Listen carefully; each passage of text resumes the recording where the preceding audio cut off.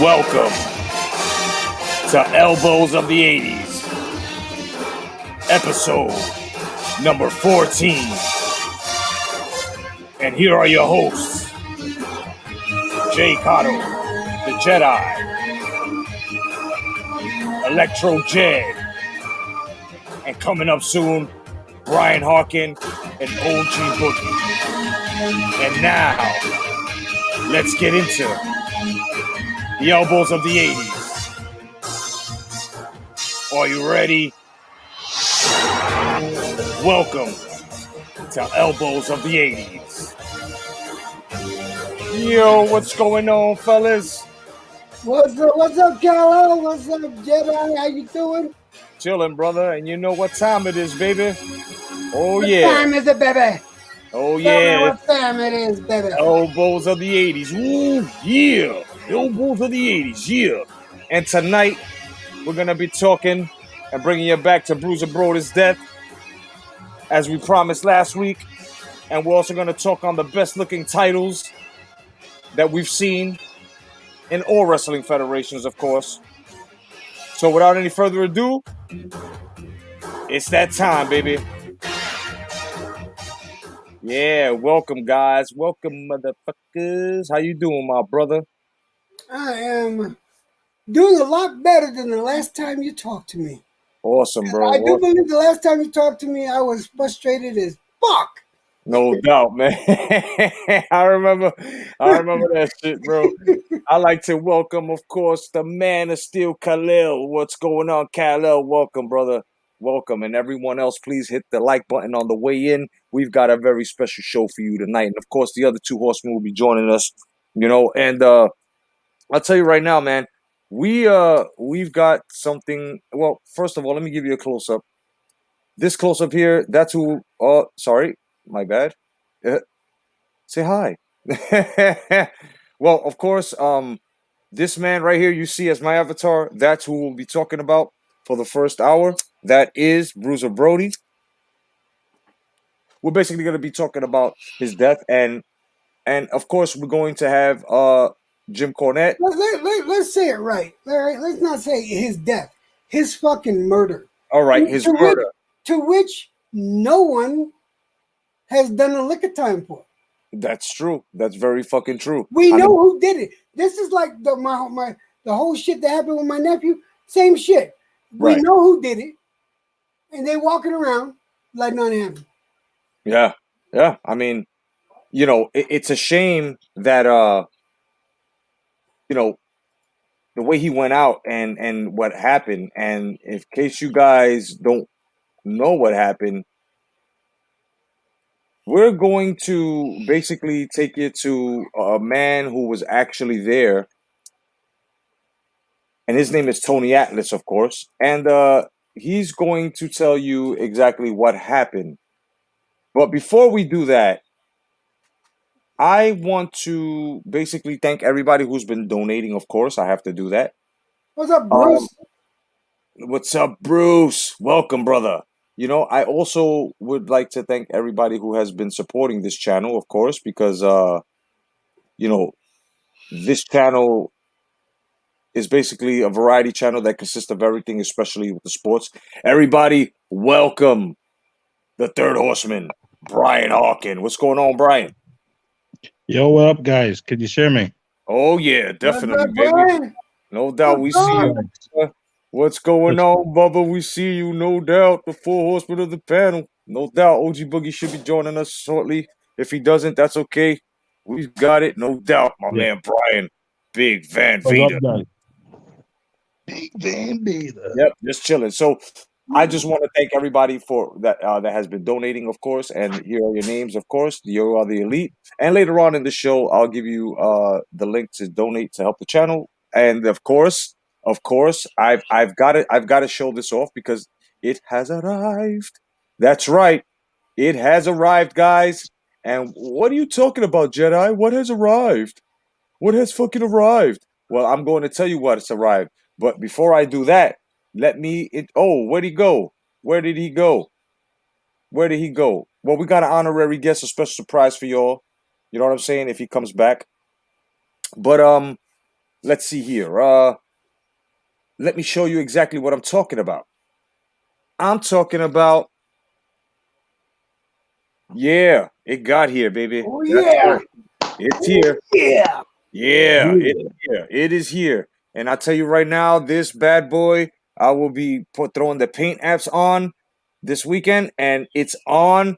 And of course, at the end of this month, the auction goes off. And let me tell you something. This is a beautiful, very, very beautiful detailed piece that will be going up for auction. Thank you, Electro Jed, my brother. You have fucking blessed us. Anytime, brother. Anytime. Definitely, you've blessed us, and it looks fucking awesome. There you have it, man. This shit is bad, bro. Badass. You know what I mean? So one of you lucky bidders will be able to bid for this, and you guys will be taking this home, all expenses paid, shipping it to you, of course. And you guys will more than likely be like, "Hey, I've got a fucking Deadpool now I can jerk off to." And here, speaking of that, Jed, Yeah. I got in touch with Gonzalo. Yes. He says he will take pictures. I don't know what time it is there, but I got in touch with him yesterday for me. And he said he'll take pictures today at some point and send them to my email address, and I'll send them on to you.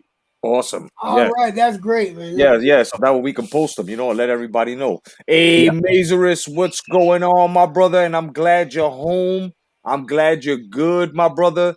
Stephanie reached out to me, man. Tell her I love her and I miss her. No doubt I told her, but you can tell her. And I'm so happy that you're good, man, my brother. I hope you're good, brother. God bless you. And of course, my man Tony Boswell, brother. Tony Boswell, what's going on? He goes, Tony. yeah. He goes, yeah, that's mine. He's talking about the Deadpool, baby. He is determined. I was like, nah, motherfuckers, y'all don't even know. Hell yeah, he's determined, kid. He is very determined. I'm getting the shit out there.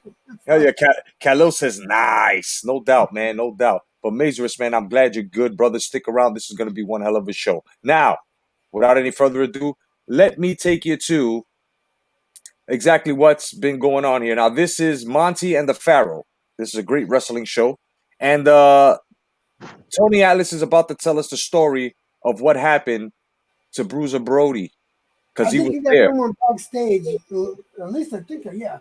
Someone just wrote in the private chat. Okay. And of course, here's our honorary guest. Hold on. Shit. Here's our honorary guest.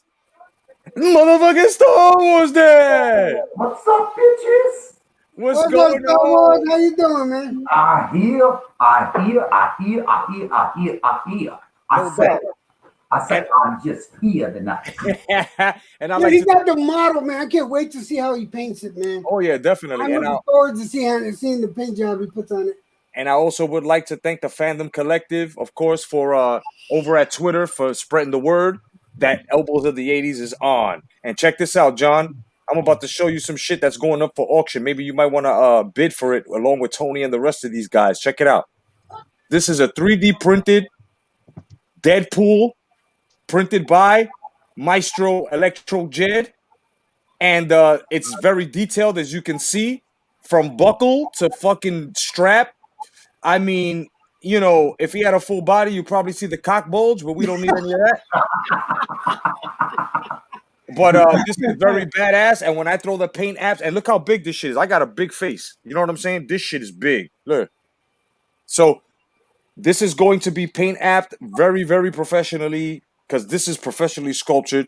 Fucking Electro Jan is the fucking man, and it's going to be going up for auction. So, now let's start this little thing. Hold up. But before we do, sorry. All right. Mazurus says, God bless Jay. Yeah, I got to pick. I got a pick line in my veins. Ooh, and I wanted antibiotics another 6 weeks. Damn, this almost fucked me up bad. But I'm gonna be okay. I didn't even know Maze was in the hospital. That's my fault, Maze. I haven't checked the chat. Sorry, buddy. I had no idea that you were actually checked in the hospital. Yeah, that's on me. I haven't checked the chat. I'm sorry, buddy. No, it's all good, brother. I mean, Stephanie, she inboxed me on Google Hangouts and told me on Monday, and I had just like when I went to go give this, give the link, and I had seen that she wrote to me. I said, oh shit, so I wrote to her, and I was like, thank you very much, and and I thought it was, from the last time, but no, this was some new shit. So I hope you're good, Maze, man. Definitely, man. We got to link up, bro. We got to link up, so hopefully tomorrow, man, if you want, we can do a little bit of Life's broadcast if you're feeling well. You know what I mean? Just let me know, brother. Brian Hawkins, I think he bounced off. He should be back, I think, no doubt, because he's in between two streams, so it's all good. Now, this is the murder/death of Bruiser Brody. And basically, this is from the show Monty and the Pharaoh. And they're going to basically interview Tony Atlas, and he's going to tell you how Bruiser Brody was murdered that also fateful night. So here we go. Brody subject, but tonight I wanted to know, can you give the fans any closer insight about that night that you may not have? I'm sure you've been asked this 1,000 times. Is there anything that you may want to disclose that we may not know about the stabbing of Brody? And I would really like to get your personal feelings about Carlos Colon. Well, I'm going to go ahead and do this, and you can pick and choose what you hear now that you felt like you didn't. You probably heard it then, but didn't quite. You know, sometimes you watch a movie and you miss something, and you watch it again. Oh, wow. I just noticed that. So sometimes just by telling the story again helps a great deal. It was so strange with me and Brody. Me and Brody been knowing each other since the 70s. I first met him, he was working in Amarillo, Texas. And he just got through playing college football and everything. And we worked together some then. We worked all over. But then I went to Von Erich territory in Texas. And I went in as the Black Superman. That's when I first started wearing the Superman suit. And George Angkor from Cambodia. What's going on? God bless Cambodia. Peace to Cambodia from America. Welcome to Elbows of the 80s. Scott was the booker. When George Scott left and left Brody as the booker, Brody said, Tony, George Scott said, don't worry, Brody going to take care of you.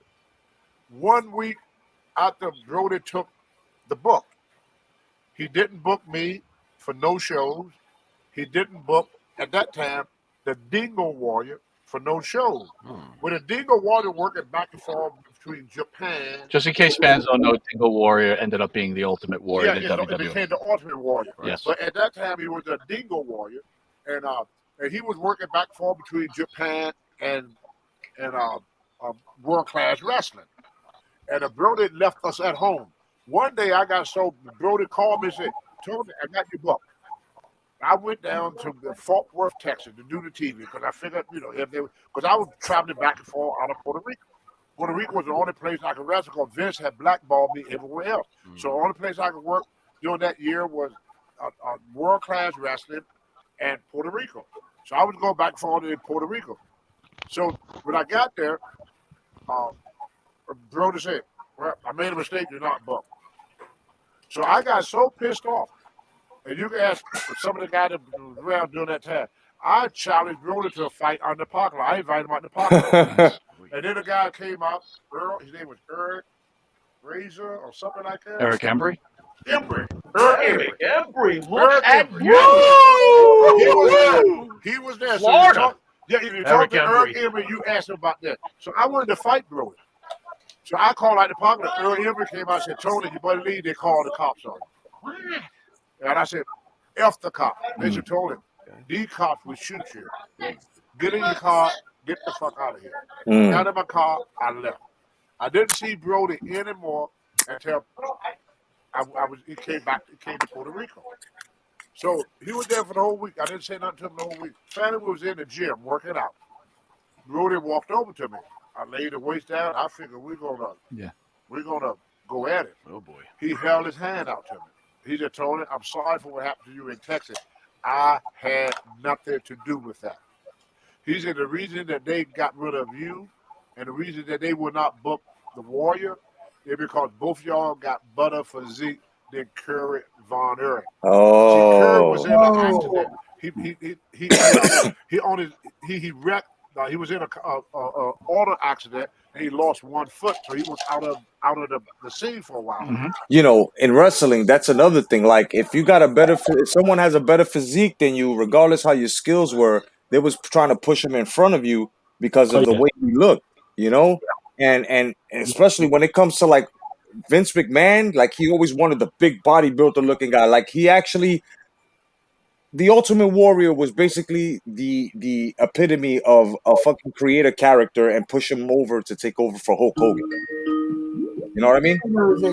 Hey. Somebody just called me. I can't take that call. What the fuck? Yeah, he's coming back. Dude, wrestling, you got to have some type of concept. Yeah. You got to have it. Oh, yeah. Oh, yeah. Definitely. Either you're good on the mic or, you know, you gotta have something to pull the fans in. So yeah, that's true. Wrestling skills come last most of the time. That's the worst thing. You know? Yeah. And that's something I see with people may think on Triple H. That's something I see him doing a lot different from Vince. You look at NXT, that shows full wrestlers. That's something he does different from Vince. You know? Yeah. Yeah. Like Triple H, like Brian was saying, you know, of course that's his son-in-law, he banged his daughter, but you know, he had a physique. You know, he had a huge physique. He looked like he had fucking what's that fucking Chinese guy's name, bro? That was in Bolo. Yeah, Bolo pecs. Bolo pecs. Have you seen Bolo's pecs now? They look like sagging tits. What's up, you said tits, so I gotta pull out my tits. Don't make me because I plan on trying out for the Nitro girls, man. I tell you what. You go ahead and put on the Bolos. Go ahead. We're showing the Bolos tonight. Go ahead, brother. He'll be back. We're gonna show the Bolos. What's up, Mike D? What's going on? No doubt. I'd like to welcome us, of course, Angkor Wat, coming all the way from Cambodia. Peace to Cambodia. My man Andre Rodriguez. Sound like a fucking wrestler name. Word up. How you doing, my brother Andre? Of course, he's always here with us. And Electro Jed went to go get something very funny. These are what look. If you were on steroids, this is what steroids do to your fucking pecs. Okay, they turn them into one of these. Are you ready? All right. Yeah. Okay. That's exactly. I've been working out a lot, but I kind of like. But I didn't mean. I'll make sure I cover the nipples, but it was slacking. They're a little flabby right now. Holy shit! Only here, bro. Only here. My man pulled out the Bolo Yun. Fucking. Hey, I'm trying out for the elbows of the 80s Nitro girl. Okay, so no doubt. And of course, we got with us today. I didn't touch him, Bill Clinton. No, that's Trump. What's going on, bro? Dude, me and my little hands, I'm here to kick some ass. Because from 2024, I'm going to run for president again, and we are going to kick some Democratic ass. Oh, shit. Such a great time. Oh my God, it's haywire tonight, bro. It's haywire tonight. Ooh, yeah, we're off the fucking rockers tonight. Yeah, it's crazy.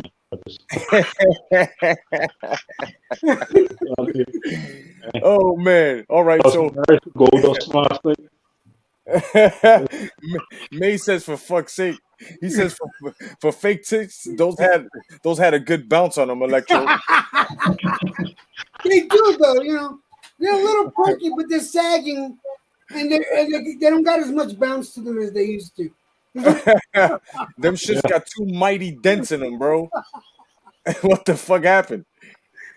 Oh shit! And then the Star Wars. This is what Bolo Young they used to look like, and now they're down here. They go down to his knees. They're down here and they're sagging a little bit. Yeah. Unbelievable. All right. Do not grab them by the teeth. Make sure to grab them by the pussy.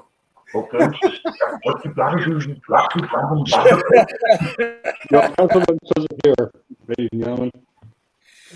pussy. Holy shit. We have lost it tonight, ladies and gentlemen. But this is what happened. All right, let's go back. I wouldn't be putting these on if OG was here because he fucked me up. Yeah, no, but he should be in shortly. He'll be in we're gonna take it off now. Okay. They have a great physique too. Yeah. So the Ultimate Warrior was lucky he went to Vince and became the Ultimate Warrior. I went to Puerto Rico. So after me and Brodie, we talked everything. He said, but I promise you, Tony, I promise you, things will be different here. He said, I waited a long time to get in down here. Now, I knew then he wasn't talking about wrestling because he'd been wrestling there for years. Promoting? He bought in. He gave them money he bought some of the territory. He bought some shit. So whose shares did he take? From what I hear, I'm not in the office, I hear he took Gorilla Monsoon shares. Because Monsoon had shares in there. So he bought, I think, was Monsoon share. Now you talk to Abdullah, the butcher, lab piece of shit. He won't say it didn't happen. But that's him. He got to live with Dude, I can't get my eyes off of his saggy we titties. shook hands and everything. What was that? I said I can't get my eyes off of his saggy titties.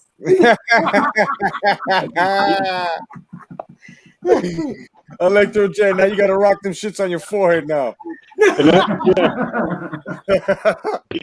Oh shit. Oh yeah, hold on, wait. I gotta do a plug. I forgot. I gotta do a plug. Shit. We gotta pay the sponsors. Elbows of the 80s has been brought to you by 7-Eleven Peach Black Tea. You motherfuckers are thirsty? Get the fuck up. Don't be lazy. Do not fucking die of dehydration because you're too lazy to get the fuck up or too high. Get to your 7-Eleven, your local 7-Eleven. Not 5 miles down the road, you stupid fuck. 1 mile down the road and get yourself some Peach Black Tea. Now, back to Elbows of the 80s, you stupid fucks. There it is. That's the ultimate plug. All right, let's get back to this motherfucking interview. And then we left and went back to the hotel. Well, I went upstairs, showered and everything, got dressed, and I told the guy at the gym, because he said, I never saw you wrestle. He said, I'm coming tonight to watch wrestling. I said, you want to get in free? He goes, yeah. I said, why don't you give me a ride to the arena? That way you can get in free, and then later on we go out and get some paella. Paella is like rice with seafood in it. Yeah. Very good. Yeah. And he said, oh, great. He said, I know a great place make the best paella. So he said, you mind if I bring my wife along? And that was his girlfriend. I said, no, go ahead. So the guy pulled up to get me. I came out of the hotel. It was called the Tanama. And Brodie and Dutch Mantel was sitting on the steps.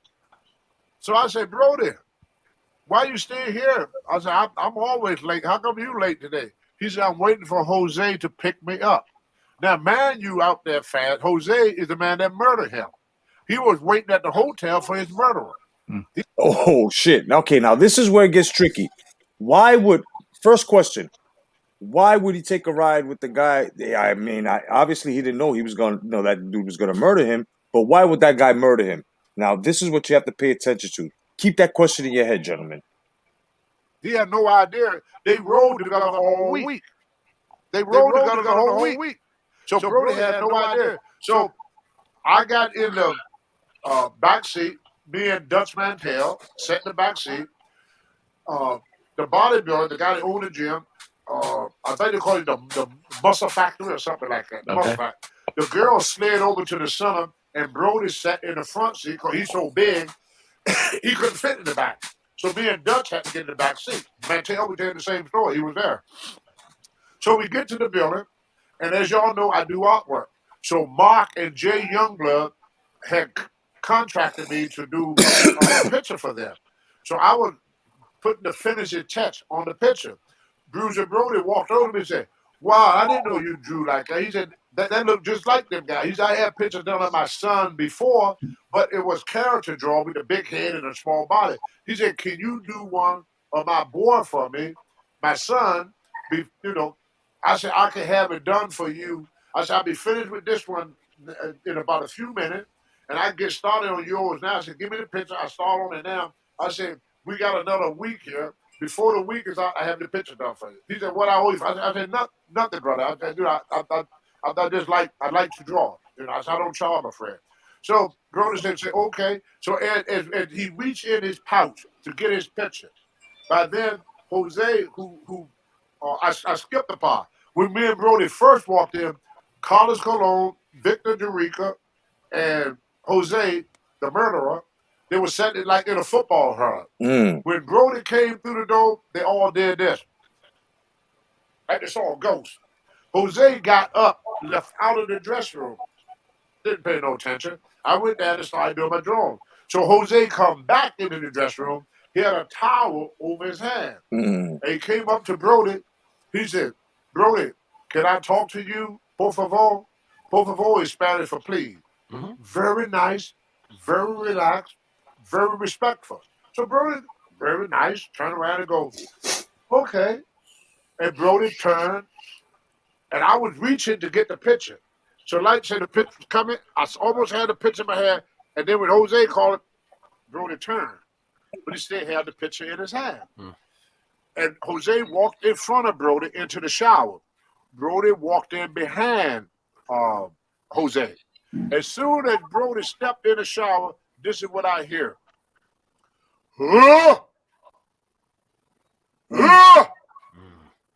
Just like that. I looked up. When I looked up, Jose raised the knife in the air like this. Oh, shit. I sprung from my seat, grabbed Brodie around the waist. I pulled him back. When I pulled him back, the knife came back, cut off some of his ponytail. Wow. I went to grab Jose. I'm holding Brodie with one arm, trying to hold him up, and try to sucker punch this bastard in the face. Carlos And mind you, okay, Bruiser Brodie was big, but Tony Atlas was fucking jacked back in the days, bro. Tony Atlas was fucking jacked back in the days. So I believe him when he says he was trying to hold up Brodie and at the same time trying to fucking snuff fucking that coward and shit. By the way, Electro, Tony says those nipples look like pacifiers.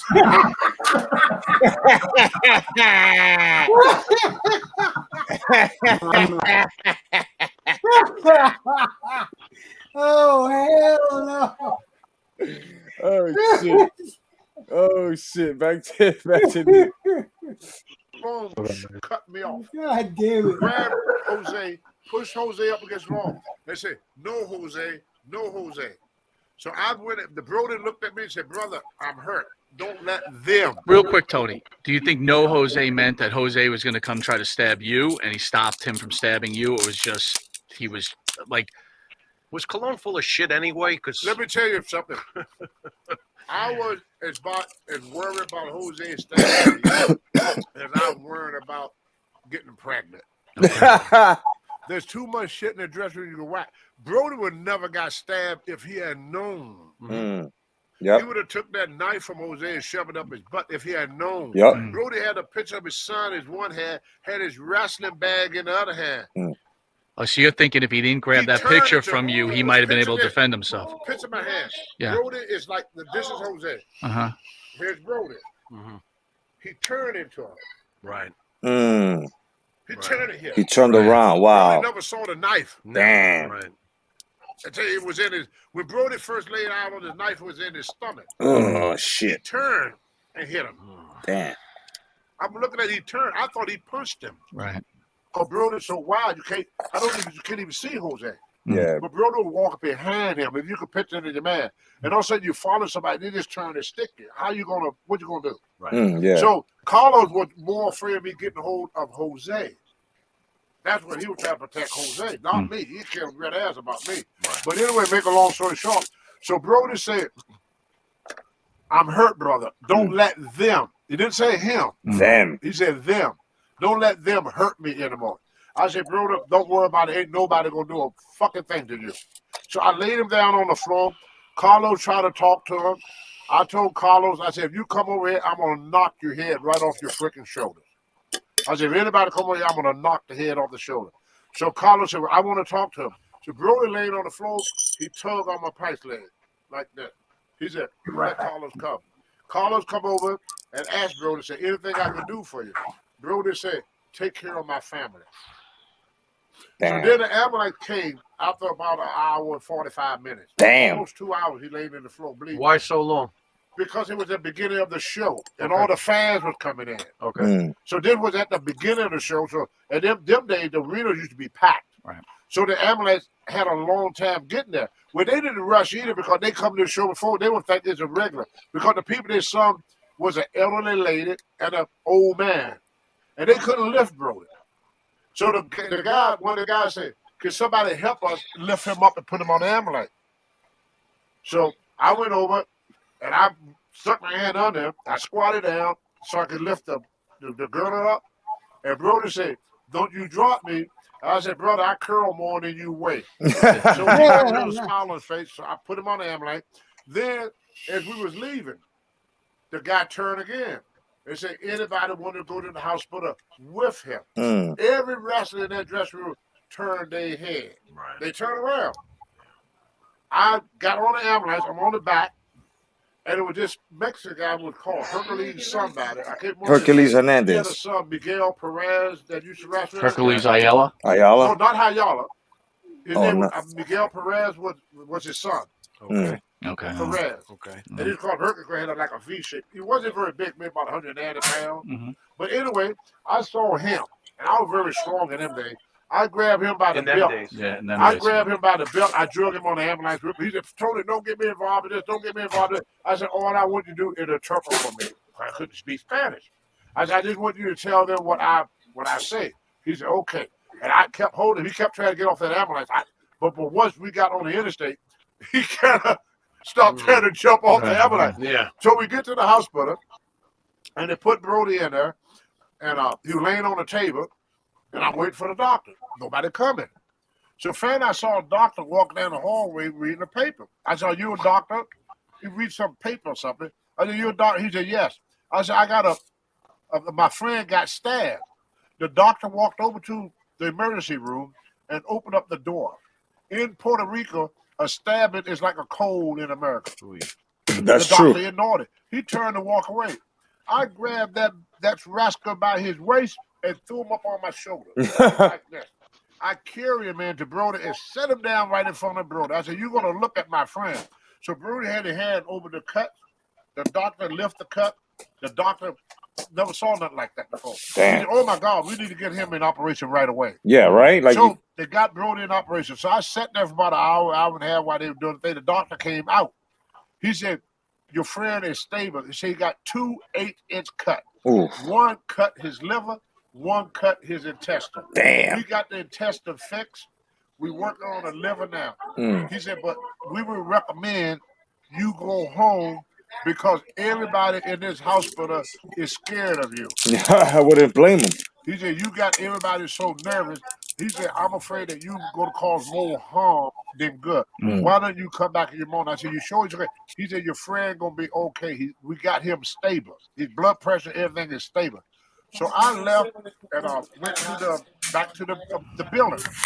When I got back to the building, I'm walking toward the dressing room. I hear, "Hey, hey, hey, hey, ha, ha, ha, ha, ha, ha, ha, ha, hey, great match."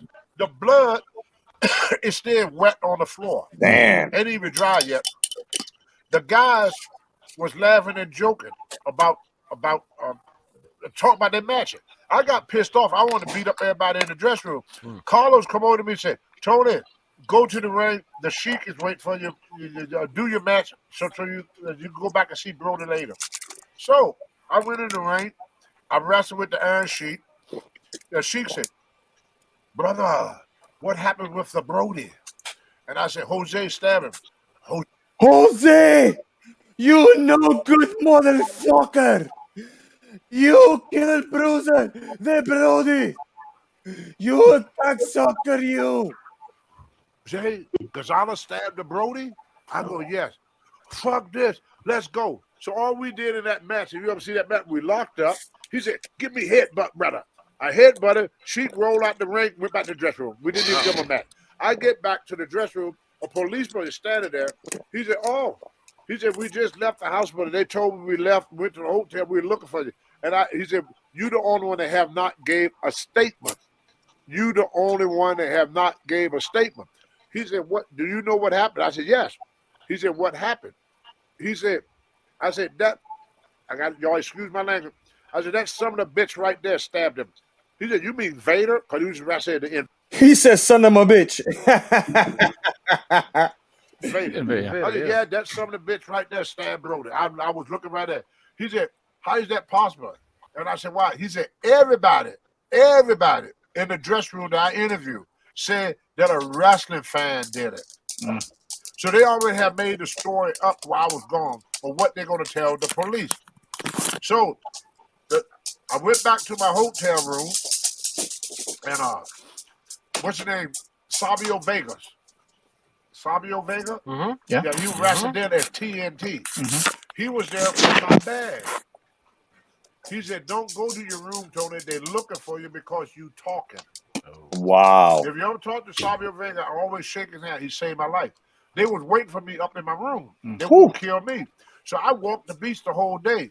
Finally, the next morning, I said, screw it. If they up there, we're going to battle. I said, I ain't going to we're going to battle if they're over there. When I got there, one of the seekers said, come on, brother, we're having a meeting in Abdullah the Butcher room. Now, Abdullah on the dark side said there was no meeting. You asked Seeker, there was a meeting. You asked Dutch Mantel, there was a meeting. You asked anybody but Abdullah the Butcher, there was a meeting. Why would he lie? What's he got to get? I think because he got shares in it. I was going to say the same thing. He don't want callers to know. Yeah, like if you're invested in something and something like that happens, of course you're gonna start denying key factors like there was a meeting, and I mean, look, he was talking. They said, he was a witness. He's talked. Everybody else didn't talk. Everybody went about their business. But meanwhile, like these motherfuckers were waiting to kill him in his room. So Savio Vega is the one that came down and saved him and said, "Bro, I got to get you out of here." It's fucking crazy. That he got the boys to boycott the week. Yeah. What's up, Dre? What bothers me about this whole thing is, why Jose got off is because they sent the summons for God damn, the guy was talking. They sent a summons. Tony Atlas. They sent him a summons a week late after the court hearing. Yeah. Yep. That's how come this guy got off. So they all got their story together, and they made sure that Tony wasn't getting his story in there. Fucking nuts, man. That's crazy. For Abdullah calling that meeting, because Abdullah and Brody was good friends, and we boycotted the week.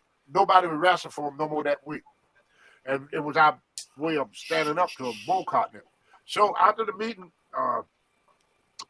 the guy said, well, somebody need to go to one of the wrestlers. Well, somebody need to go and tell the police what happened.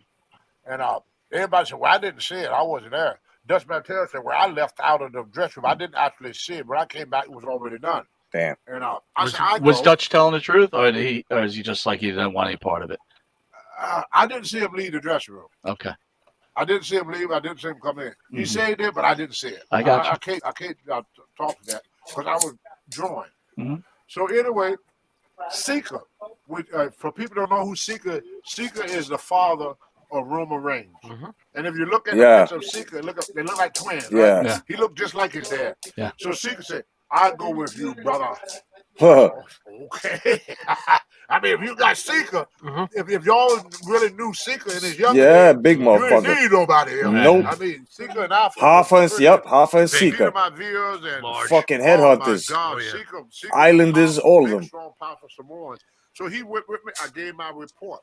I asked the policeman, I said, if I come to trial, can I have protection? He said, once you get to the courthouse, we can protect you. Outside, we can't. He said, we don't have enough manpower to do that. I said, well, I got a 357 Magnum I'd like to bring along with me. He said, that's okay with me as long as you can clear with the airline. I called the airline said, as long as I check it. I can't clear it all. Yeah, right. I have to check it with my luggage. And you have to fill out some paper to say you got a weapon. So I said, okay. I gave him my address, gave him everything. I've got to the airport. I sat in the airport. And back in them days, you didn't have to make reservations if you had cash. The moment you could buy a ticket with cash. You just throw the money on the table, and get your ticket, going to play. And I didn't hear no more about Brodie until after the trial. I saw it on TV. That's after the trial. I never received how on earth? You're the one eyewitness. Well, you see, how does Tony Atlas not wind up taking the stand and putting this guy where he belongs? Me and Marty talked about this earlier. when you have political power and wealth, people can't afford to land in what you want. To them, Brodie was just a big white American. Carlos Colon was the heartbeat of that island. He was the most popular thing on that island. You know? He's the Bruno of that island. He was the Bruno I got you. Sammartino. Carlos Colon, murderer? Well, he didn't do the murder. Conspired to murder. What says Tony Atlas? That's a good question. Seriously. You're on the spot, Mr. Atlas. Tony. But see, I'm the type of person, I don't like to speculate. I only like to talk about what I like to speculate. And what I can do. If I call that man a murderer, he take me to court. How am I going to prove it? Understood. Now, you did say something interesting earlier, though. You said you were afraid that they were after you. And you felt who's they? Is it Carlos? Is it I kept hearing the term both from Brodie. Yep. He said, don't let them hurt me anymore. Them. He said them. Then when Savio Vega came to get me, he said, they are looking for you. In both incidents, they used the term they, which gave me the impression that it was a conspiracy. See, what I think would happen, I'm giving my opinion on this, because I watched some of the Dark Side, and I hear one of the guys say that Brodie said he's going to get his money back, even if he got to beat the hell out of him. So, and then I hear that Carlos Colon had gambling debts. Now, there's something else that I hear at the airport. There was a guy at the airport sitting with me. He would go back and forth. He was a nurse's assistant, CNA. And he said, man, I'm sorry about what happened to your buddy. I said, yeah. I said, the doctor, that's an issue, sued the hospital. He said, they had the guy stable. He said, no, it wasn't the hospital. I said, it wasn't. He said, no. He said, 2 seconds after you left, 2 seconds, he said some security people came and told us, stop working on the wrestler. They went to the hospital and finished the job with this guy, this orderly. Is that what we call him, orderly? He told me that. He was there. So let me ask you, have you ever, after it's all said and done and you're still wrestling, you ever run across Carlos Colon again? Yeah. Hold on. So after he left, they told the 2 guys came in and told the doctor to stop working on him, bro. Wow, that's fucked up. That is. Wow. That's crazy. And what's your feelings there? Are you just How awkward is that? Or is it just the business? The business just made you indifferent after? I don't mean to bring race into it, but me being a black man, I can't do what other people do. Okay. I can't. Especially in those days, yeah. Carlos rich and powerful. Yeah. I'm a poor old black man. Whatever happened, they're gonna blame me. Yep. I can't do what they do. Like me and Tommy Wildfire Rich go out and get drunk and miss a show. They fire me, they put me Tommy world champion. You understand? Yeah. I learned that. A lot of people don't want to believe that's how the world. So you felt helpless, kind of during this. I was helpless. So the best thing for me to do, I had nobody on my side. Okay. Even I noticed Brodie didn't have one friend in the world, not one. Damn. Everybody turned their back on him that day. Well, let's be honest. Was it because he was a loner in the business? No, because what happened in the wrestling world, when one wrestler is gone, like I said earlier, the way the other guys look at it, it's an open door for them. Who became the booker after Brodie died? It's rough. You know who became the booker? Gonzalez. No. Who? Dutch Mantel. Got surprised there. He would have been next on my list. Wow. And he accepted it too. So even though he knows this guy's murdered, but you see, we could go back to what you told me about Brodie coming up to you and go, "Hey, Tony." The same thing that Owen Hart. How many guys left Vince because of it? Nobody. Wow. That's wrestling. And we pointed out Owens said, all you guys are friends. Wow, that's fucking nuts, bro. Yeah, I saw another video that was basically Tony Atlas saying the same thing, but it was lower quality. It wasn't with these guys. He said the same exact story though. bro. Yeah. I mean, you, to actually know this, like me and Bruce, like we just found this shit out today too. Like, what in the fucking fuckity fucks of all fucks, bro? Like two guys came in and told the fucking doctor to stop working on him, bro. All right, that's Crazy, man. crazy. That's crazy. Now we have witnesses, different witnesses that were there, and they're gonna speak out. And I'm gonna throw that up in a minute. But bro, John, what do you think about that? Dude, that's some fucked up shit, man. That's crazy, man. Or That's like for two men to walk in and just say, "Stop working on him," you know, and it's like, what? Stop working on him. Dude, that is some cold-hearted, underhanded shit. hell yeah, man. And then he came out and said Dutch Mantel took over afterwards. So that makes you wonder, like, okay, was this a political move, but why him? Like, why him? Like, what was Well, like remember the beginning of the conversation, right? That Tony Atlas was talking about. Brody was all happy that he's gonna be the man. right? Remember, Yeah. he got money invested. Well, think about it this way: he's got this money, so that means somebody is feeling some sort of way that they didn't get a piece that Brody got. All right, They took that being the case, I believe that's why Brody got stabbed. I think that's why Brody got stabbed. He invested money. He for all we know, he could have been the next. That he would have been the one to start the WWF the way it went. right, probably. I Taking over mean, territories. Yeah. it's crazy. Yeah. Yeah, go ahead, Brian. That's the question. Why? Like, why did these guys go and do that? Why did they go in and say, just stop working on them? Why did they go in and order someone around in the hospital and say, whatever you do, don't work on that guy or stop working on him? Exactly. Right. Exactly. Right. I hope even at that there, like, what type of business dealings were they involved in, or even at that there, what did he know about them? This is more questions we have to ask, right? And we the thing is, we'll never know. That's the funny thing about it, right? I just don't believe that it was jealousy. These guys could have been in some dodgy dealings. Maybe he found out about it. Maybe he wanted a piece of the pie, or maybe he was blackmailing them, or maybe he said he would go to the police. We don't know.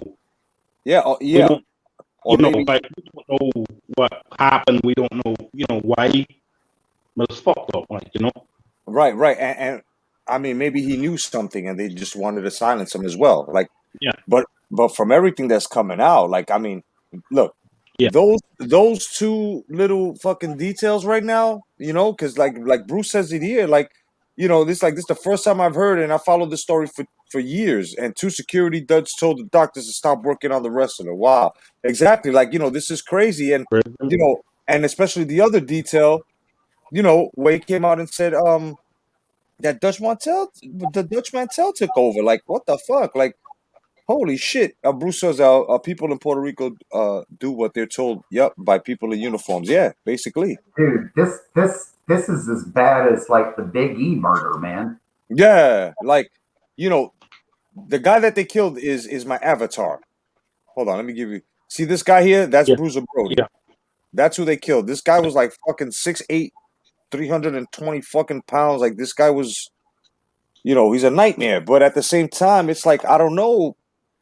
It's just something that we just gotta keep digging into, because I got Jim Cornette and Savio Vega talking on the death now, and these guys don't lie, especially Jim Cornette. And Savio Vega was the one that told Tony Atlas to leave because they were looking for him. So this is Jim Cornette, and this is Savio Vega giving their little testimony. And all of a sudden, July 16th, 1988.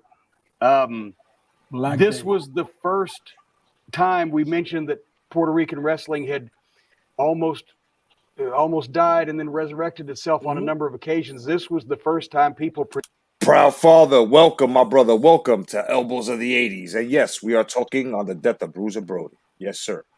predicted after this 15-year boom period. Bruiser Brody was killed in the locker room. Jose Gonzalez. Well, he don't die in the locker room. Well, he was stabbed and then he died as a result of the locker room incident. I've talked to Dutch about it a bunch. He was there, and actually he walked outside and looked at the house and came back in, and there was chaos. I was there. What do you know? What did you see? What were your thoughts? What happened that night? Well, Brodie'S Stadium, no more wrestling there. They switched to soccer, you know. And I hear they don't want no more wrestling there. I'm gonna try to have a new company there, and I'm gonna try to go there one of these days. That day, I always arrive early because I was using the paint, and I never let the people see me without the paint. I use the cold hat, all the way to my neck with my eyes open, Yeah. and I put my glasses because I was blind. So I arrived, I changed, and here the band arrived with Dutch, the Young Bloods, Tony Atlas, Brodie, Invader 2 was there too, Invader 1, Jose Gonzalez, Carlos, and Benita. By the time we've been asking and talking to people about what happened there, why, one of the persons that probably could tell us, more close, passed away too, Victor Quiñones. That week, they bring Brodie Wednesday to do TV. And that week we worked Wednesday, Thursday, Friday, Saturday, Sunday. And Brodie was traveling with Quiñones. I guess Jose already had that bullshit in his head because he was traveling with Brodie and Quiñones in the same car. So they were riding together all week. If he wanted to do something, he probably could do it somewhere else, But no.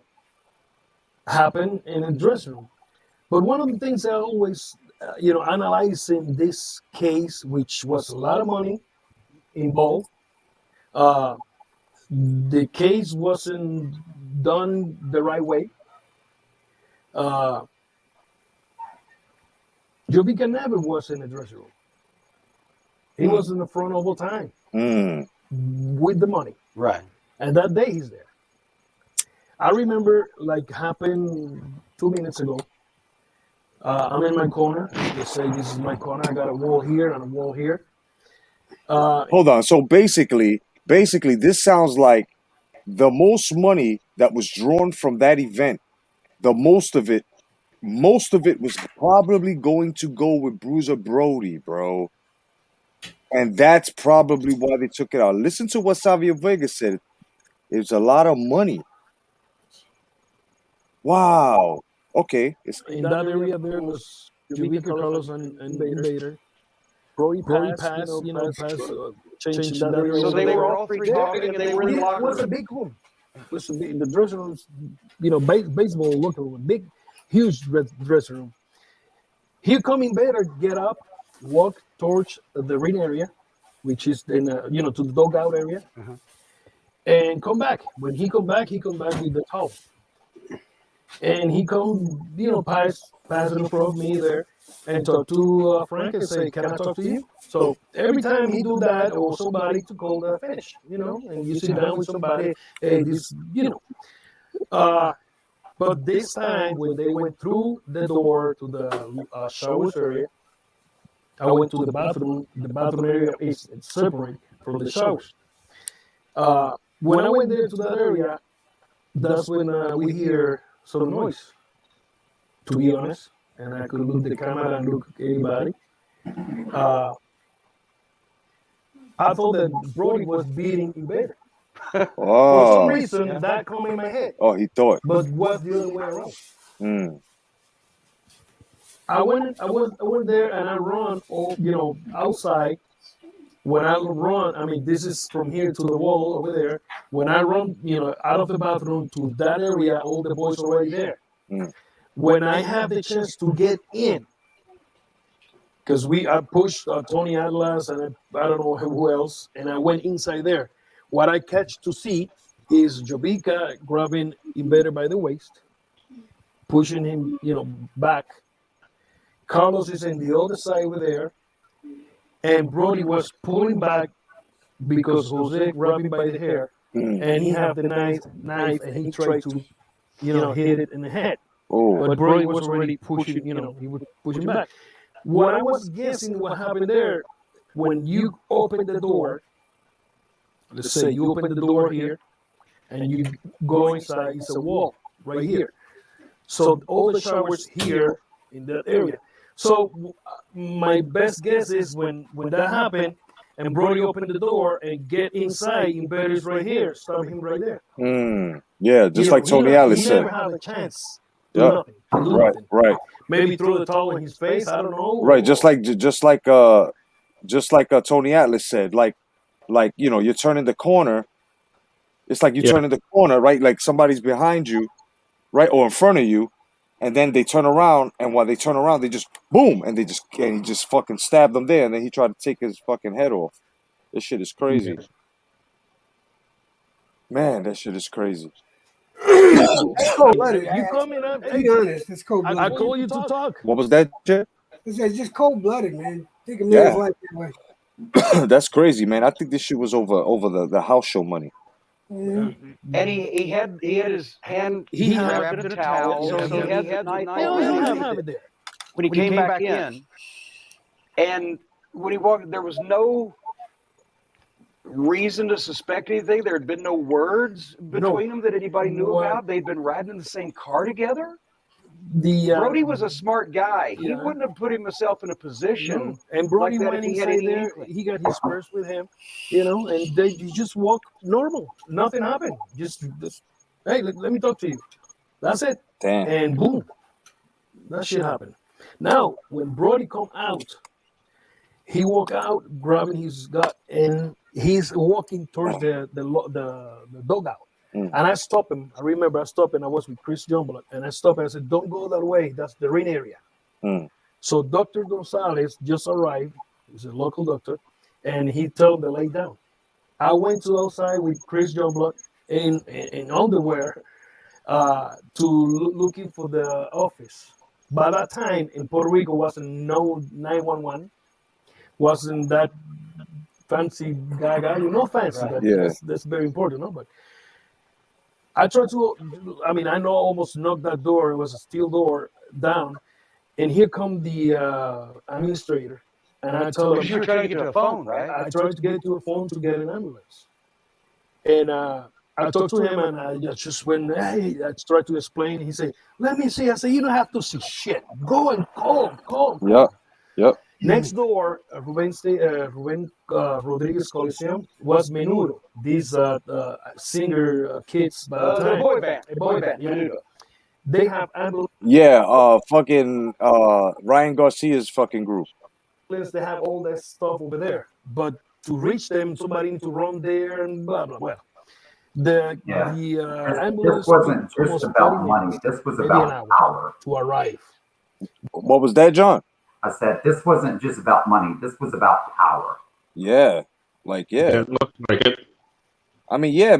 Think about it, man. You got a man who basically fucking was the house draw. That's like a dude that owns wherever Hulk Hogan was wrestling, part owner, knows that he's supposed to give him a vast amount of money because he's the top drawer. And then you fucking go and stab him just so you won't have to pay him. And then you pay everybody off and promise them all this money. And since you have power in politics and corruption and shit like that, John's right, man. You know what I'm saying? So what do? You shut it down. You got powers, with the police. You got, you pay them off. And Puerto Rico corrupt like a motherfucker. Yep. Yeah, that's what I heard. I've never been there, but I heard some shitty stories. Yeah, well, I'm from there, and I'll tell you right now, they're fucking corrupt, man. I'll be the first one to tell you. I won't even fucking lie to you. I'm not even going to lie to you.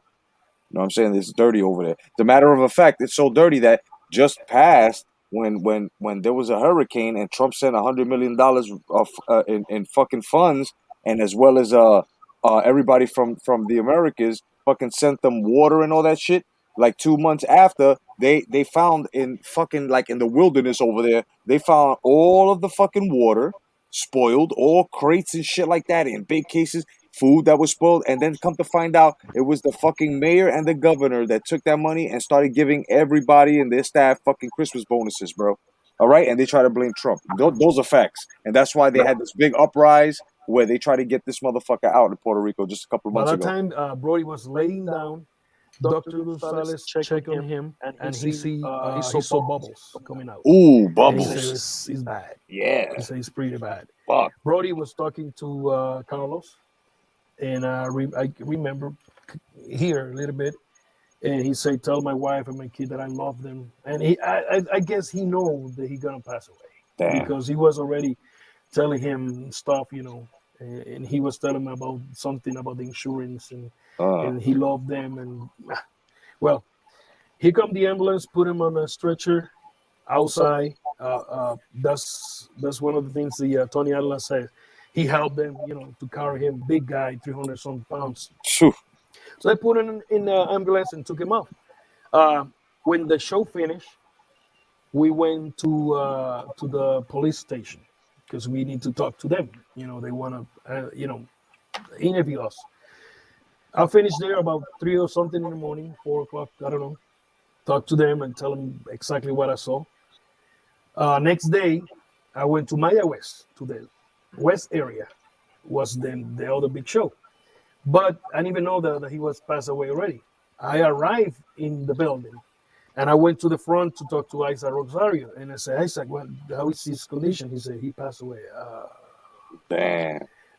Where had my man Jay Dill in the building? What's Jay? going on, Jay? Good to see you, my brother. God bless you. I hope everything is well, kid. Welcome to Elbows of the 80s. Ooh, yeah. It's Jesse the Party, and I think I have to scratch my ass in Minnesota. Gonzalez gone after that? He went to his house? He went home and he changed clothes, didn't he? Well, no, he didn't change clothes. He have a pink shirt that says "No to Drugs" and a blue tank top. I mean, blue pants for wrestling, tights, and his wrestling boots. He was ready to work. 6 o'clock he already changed. The show is at 8:30, but he was the booker, so he got prepared himself, of course. To give the finishes. And so he goes home, but then he comes back. Well, after he did what he did, he stayed there, I don't know, 10 minutes or maybe more than 10 minutes. Wow. I know that because I was next to Brody, and in his right hand, his feet stood towards the wall. He lay down there, and Jose come out. When Jose come out, I get up. I was on my knees. I get up because what I thought was, this motherfucker gonna jump on him again, and I gonna jump on him. His Jose come out, went around him, grabbed his keys, and left. He left. What he do with the knife? I always say that knife is in the river nearby where he live at. Wow. And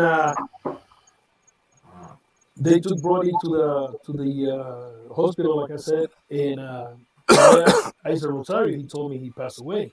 I just I went back to the dressing room, sit down. I was by myself in that dressing room. Here arrived Carlos, Jovica, and Jose. When they arrived, they say hello, and I said to Carlos, that he passed away. He said, yeah. And Jose comments was, yeah, if he be born again, I do it again. Wow. And I just went like, motherfucker. Damn. They canceled the show because all the guys from the States, they stay in a hotel. They say they're not going to wrestle. Yeah. Because if that night at the show where it happened, the show happened normal. But Brody was a big name. Yeah. He was in a big important match. What announcement, if any, did they make to the people about why? The rumors started running with wasn't too many people there either. The doors wasn't open yet. Okay. So a couple of fans around, and but the word started spread big time, and people start talking. The Cheeky Star is the one that did that. The others said Invader's brother was the one to do that. He used his mask. People start making conspiracies. But Brody was in the hospital, by that time. And, when Gonzalez came back to the show, did anybody? Nobody. Say nothing. What? Nobody happened. Everybody's in shock. I was in my corner. I painted my face. I asked if the show's going to happen. Carlos said yes. So he arrived. Jose arrived, and he started giving the finishes to everybody, and like nothing. Star Wars Dad had to drop off the panel. Everybody wish him a good night. No doubt. Have a good night, man. Seriously, have a good night. Thanks for coming. No doubt. Thanks for coming in, being a special guest, and look forward to seeing you again soon, man. Hell yeah. Take care of your business. Hell yeah. An honorary member of the Four Horsemen tonight. Oh yeah. Oh yeah. Ha Oh yeah. And, my wife is looking at me like I'm retarded. What is this? If we're going like this, right? My wife's like, the police was talking to Tony Atlas.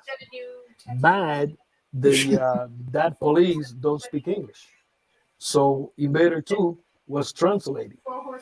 And I remember, and he was his brother, right? No, that's not his brother. That was his partner. Invader 2. His partner. Okay, so the partner of the guy that did it is translating the witness report to the police.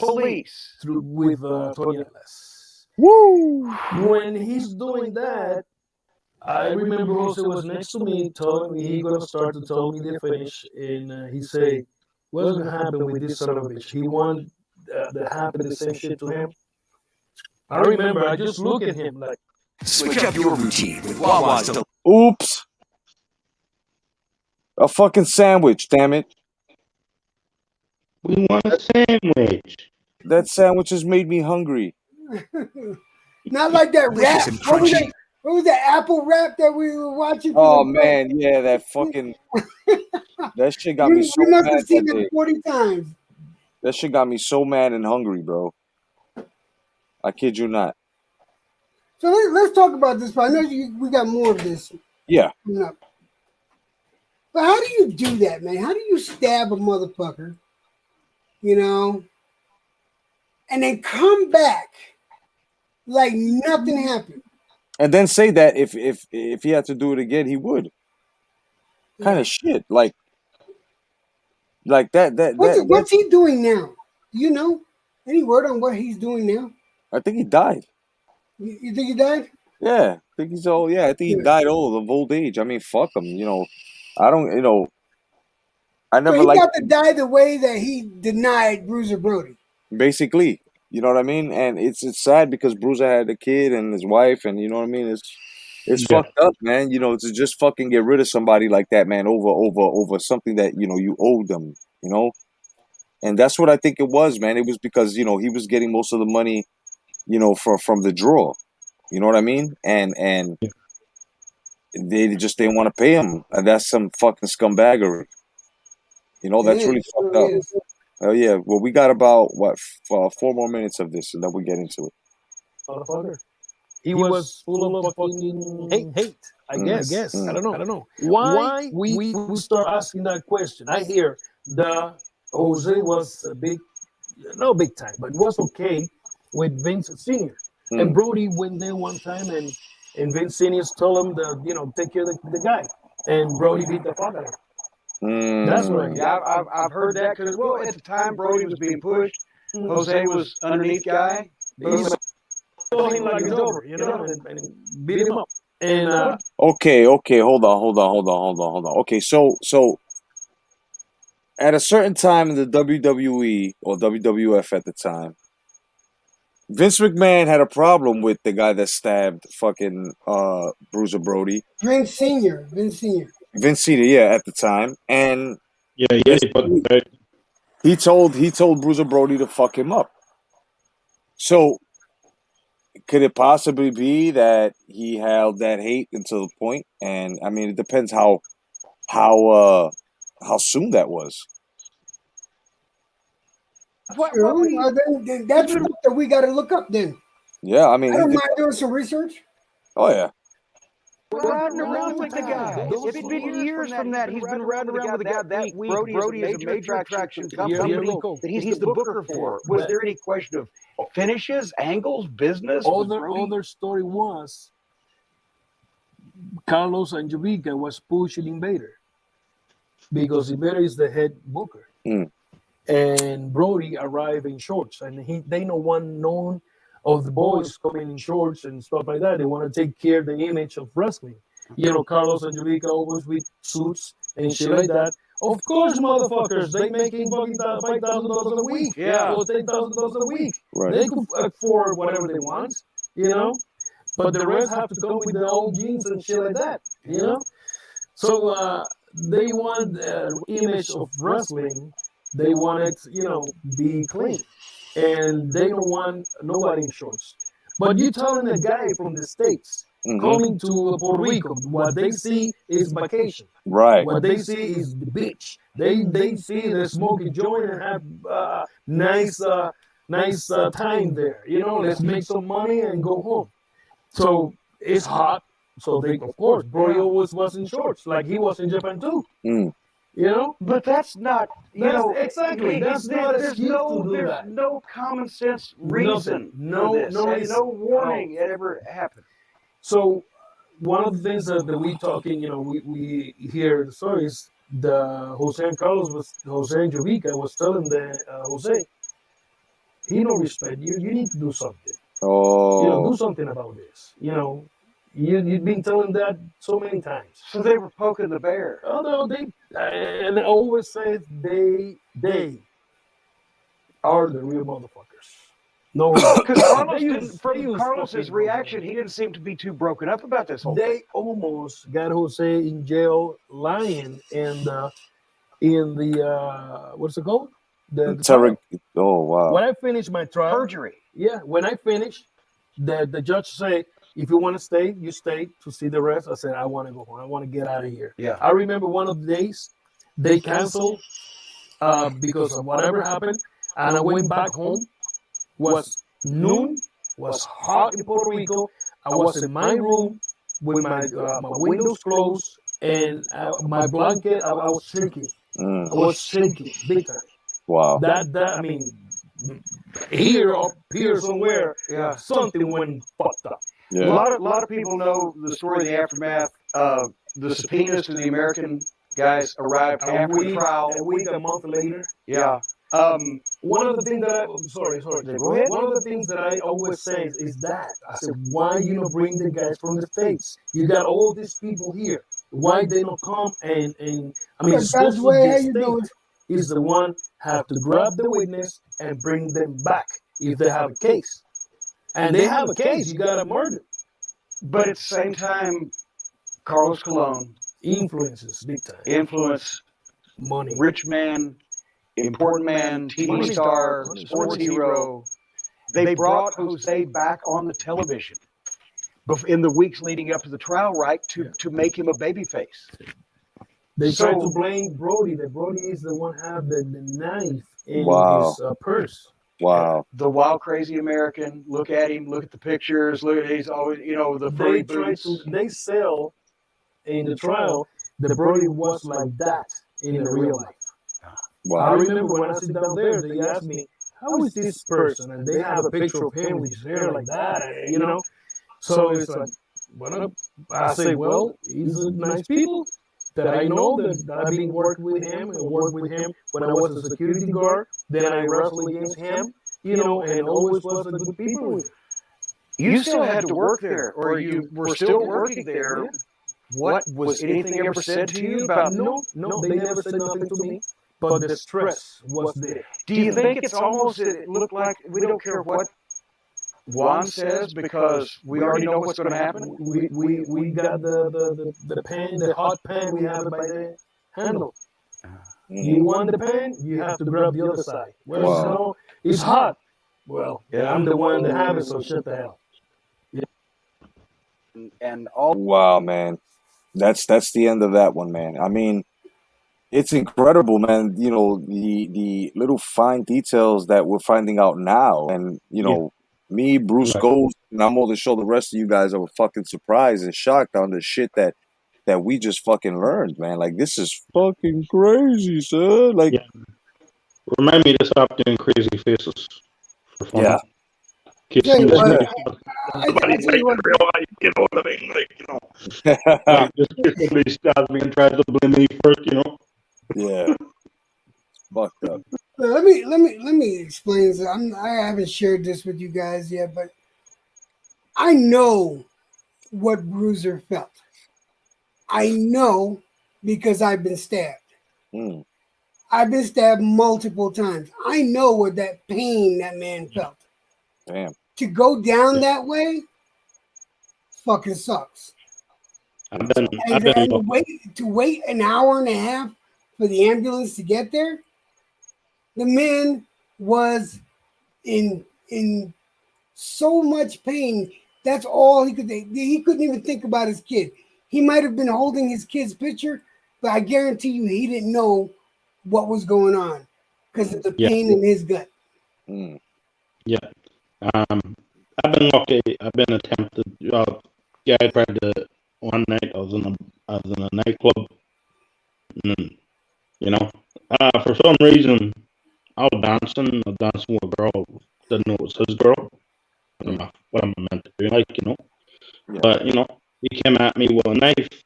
I was lucky enough to see it and disarm him, but he was really going for me. Oh shit! You know, I beat the living shit out of that guy. It's just, and rightly so. You know? It's amazing the reason when somebody's heated, you know, even if it was planned out, it's still fucking treacherous thing to do. But it's amazing what would trigger somebody to take a life, how they would hold on to a grudge. Because the guy that stabbed me in the stomach, I got stabbed in the stomach when I lived out here. The first couple of years I was out here in Albuquerque. The guy stabbed me because I beat his ass. Wow. He did not. This guy was 6'2" and I'm 5'5", and he got his ass kicked by somebody that's 5'5". He didn't like that idea. Yeah. But you never that's how come you never underestimate your opponent. Yeah. You know? I get you. And he held that grudge, man. I know what Brodie felt because this motherfucker stabbed me, but he wasn't going to get the better of me. Yeah.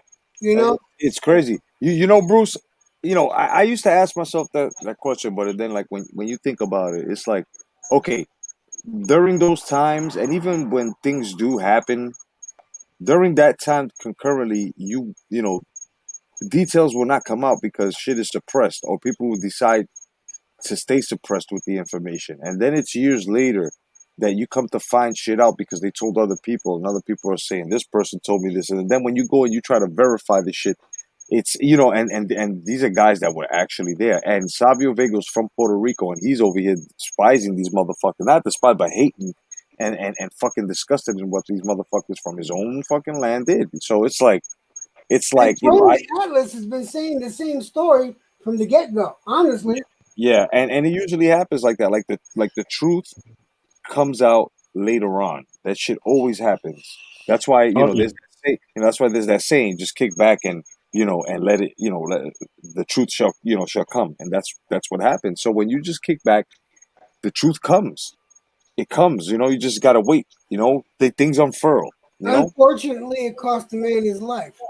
It cost a son his father, it cost a wife her husband. Yeah. You know, it cost the wrestling fans, right? You know, a good show, a person that had good showmanship. He was a really good heel. Yep. You know? And on top of that, Bruce, you know, that's the part that's fucking with me too. But I can understand it because check this out. Remember the detail that they told us that we just heard right now that you know that they didn't have any of the Americans fly over to testify, right? Yeah. Now, just imagine what we just found out today. We already knew, and that would have been a new detail. It would have shocked us as well. It's just coming out now, so it's like, holy shit! Like, damn, it's fucking with me too, brother. It's fucking with me big time. What's shocking about that is that it's showing the corruption. Yeah, that's showing straight up the corruption of the authorities back then. Exactly. God knows what it's like now. Exactly. That's why. Motherfuckers now are coming out from the locker room telling the story in a whole. And Tony Atlas told his perspective as Savio Vega told his. It matches. You know what I'm saying? And then, Yeah. when you got the rest of the stories where the courts and all of this political power, and then now that you found out that this guy Colon had political power in his own fucking land of fucking Puerto Rico, it is believable now that two guys dressed up like security guards or something came over and told the doctor, yo, stop playing, stop fucking, don't stop working on this wrestler, fuck it, let him die. Like, you know what I'm saying? A lot of shit could have happened. Look, you had Savio Vega saying, I had to tell Tony Atlas, and even Tony Atlas said to not let him go not let him go up to his room. They were waiting for him because they were probably going to kill him too. So it's like they suppress shit, and the social media right now, exactly. It's like with all the wrestling sites, a lot of shit. Exactly, Bruce, correct. A lot of shit is coming out now, so it just takes time. Look, I guarantee you in like 2 or 3 more years, we're gonna hear more details in the OJ case. Watch OJ have had help. Watch. I guarantee you. We're gonna hear some shit. We're gonna hear some shit. Because an old nigga with a motherfucking arthritis in his knees, kid, and in his fingers ain't gonna be able to take two motherfuckers. Oh, come on, man. You know where his son helped him. No. Oldest boy helped him. It was either that dude that was living with them, and that I forgot his name. What was it, Cato? Right? It was either Cato that fucking helped him, or he just hired somebody to help him do it. You know what I'm saying? And that person is the one that dropped off the fucking the gloves and dropped off the fucking knife and everything else. You know what I'm saying? After they did it, he probably held the bitch, and the dude cut her. I don't think he did the cutting. I think the dude did it, and the reason why I think he got cut on his hand was because the dude was cutting in so deep to that bitch that he had to hold her neck back. That he caught his fucking hand. Oh, wait. Let me. I gotta disagree with you there. Here's why. The wound to her neck, that was a crime of passion. Because of the wound and the way it was done, how deep the cut, that was definitely the one that did that to her knew her. Well, that was a crime of passion, and that's textbook. Well, I mean, that's textbook. So yeah, okay. Hold on. Like Bruce says, to play devil's advocate. So when they give somebody a Colombian necktie, which was much deeper than this, is that a passion? Because remember, they're cutting you here and they're pulling your tongue out. You know what I mean? As to her, just her head almost hanging the fuck off. I mean, no, we're talking. All right. See, that's different. That's an execution. You're talking about an execution. This was that's what happened. That's what happened too, because that guy was stabbed over multiple times too. What was his name? The kid that died, that was with her. What if I can remember? Jesus Christ. I forget myself. What's his name? I forgot his name, but he was. You know what I'm saying? He caught it bad too. He was just in the wrong place at the wrong time. But at the same time, now check this out. Watch this bug you out. There were leaks that, both of them used to do coke and shit. There were leaks that Nicole owed money, okay, to some dealers. You know what I mean? It could have been the fucking dealers that fucking, and especially if they were Colombian, they probably outed that bitch. Could have been. Or OJ could have called the motherfuckers and had a hit on her. You know what I'm saying? Like, it's just a lot of things that we don't know, but these things are coming out. So it's like, to waste your time that you could, be having a positive life into this negative shit that happened, you got to be a detective to do some shit like that, because that would be your job. It's not our job to do this shit. You know what I'm saying? It's like, yo, the bitch, I don't know. We can speculate all the fuck we want, Yeah, Ron Goldman. Thank you, Bruce. Yeah, it was Ron Goldman. Yeah, Ron Goldman. Oh, yeah, that's the man. Yeah. Exactly. All I can remember is that big old funky mustache that his dad had. Right. Hell yeah. That mustache that went around the face. Always. Hell yeah. And you know what, Bruce? Exactly, bro. That's exactly what I just said. It was OJ and Cato. It definitely was, bro. It definitely. And you know what? Now that Bruce brings in the crime of passion, maybe OJ did hold her neck, right? And Cato, since he was falling, because remember, she was fucking OJ's friends. She was fucking a lot of young niggas too in front of her. You know what I'm saying? So it could have been that he held her neck back and this kid went in on her And he had a crime of passion because remember, when an old cougar gives a young nigga some pussy, son, that motherfucker gets strung out. He gets strung, and he could have, and while OJ was sleeping or whatever, she could have been going into the guest house and banging and sucking and fucking this kid, bro. Giving this dude a cricazo, bro, to the point that you know what I'm saying it whooped him, and he just had this passion inside of him that he just fucking. And OJ was like, "Damn, son, you went overboard." DV Douglas, oh, exactly what DV Douglas said, just what I just said. OJ hired a hitman. And he probably was there to like he probably did some cuckold shit. You know, like he didn't watch them fucker, but he was there helping them murder her. You know what I'm saying? That's what I think. I think he joined in on it. I think, but back to Bruiser Brody. I mean, he got stabbed twice. Yeah, he did. Two times, and let's see, what was it? It was a 6-inch blade. 8-inch blade. Now, mind you, the blade. Hold on. 8-inch, bro. Okay. That shit almost went through his back. Look. Yeah. Blade. 8-inch blade. Yep. That shit. Okay. Yep. That shit. Yep. So when you use a blade like this, I only got this because I'm Puerto Rican. This is like a passport. Anyway, you got a knife like this. You're gonna push it, and it's going in, and you're going in further than the knife is actually long. Yeah. Yeah. Yeah. If you know anything about not that I've ever stabbed anybody, but when you stab, you go in deeper than what the blade is. Oh yeah. You could never stab anybody. Hell yeah. Hell yeah. I just want to give you guys an announcement that the Elbows of the 80s will return on July 9th. That's right. July 9th. What am I? Yeah. No. Bullshit. June 9th, should I say. We will return June 9th. Of course, I'll still be on the channel giving you other, programs and shit. But, we're 14 episodes deep. So this is the end of season 1. And we will be working on season 2, which will be returning June 9th. You know what I'm saying? So the date should say 6/9/2021 when you come back. You know what I'm saying? We're gonna be working on giving you a lot of more materials. You know what I'm saying? Right, while we still got a few people here, show them the goods. Tell them what's up. Oh yeah. Show them the goods. That's that. Well, I'll show them when I'm closing out the show because right now look where I am. I'm outside. Right. Oh yeah, I forgot about that. You know, I'm in my fucking. You're enjoying the you see that out there. You see all that mulch there? You see all that mulch? I got to do that shit in the morning, bro. Jed, they want to see your pecs. Huh?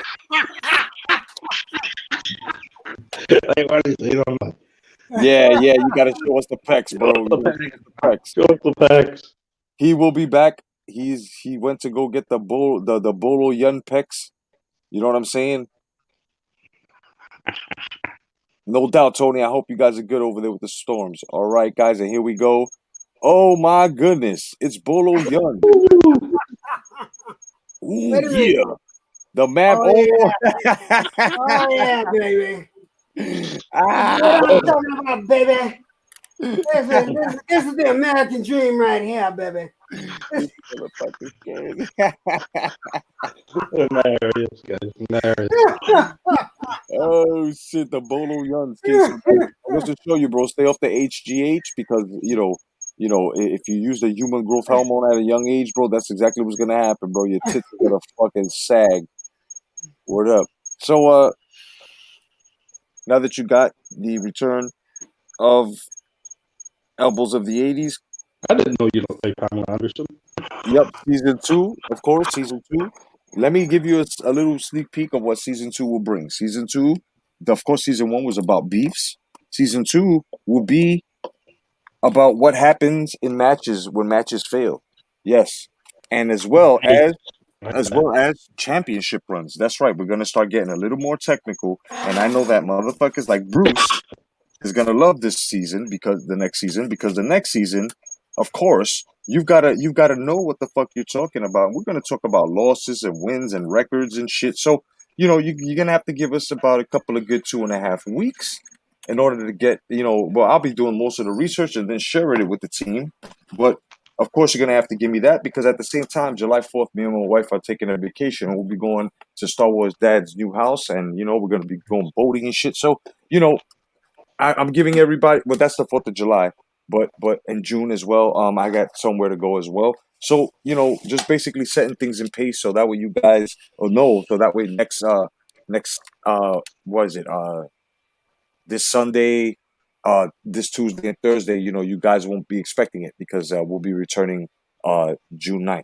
All right, guys. So without any further ado, let me bring you the will be going up for auction to help the channel.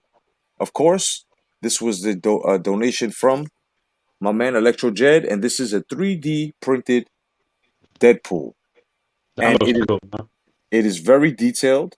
And when I say detailed, I mean this thing is so fucking detailed. I mean, check it out, bro. Look at that. Yeah. All right, and when I'm done giving this shit a paint app, and let me hold on. I forgot I got a fucking solo screen.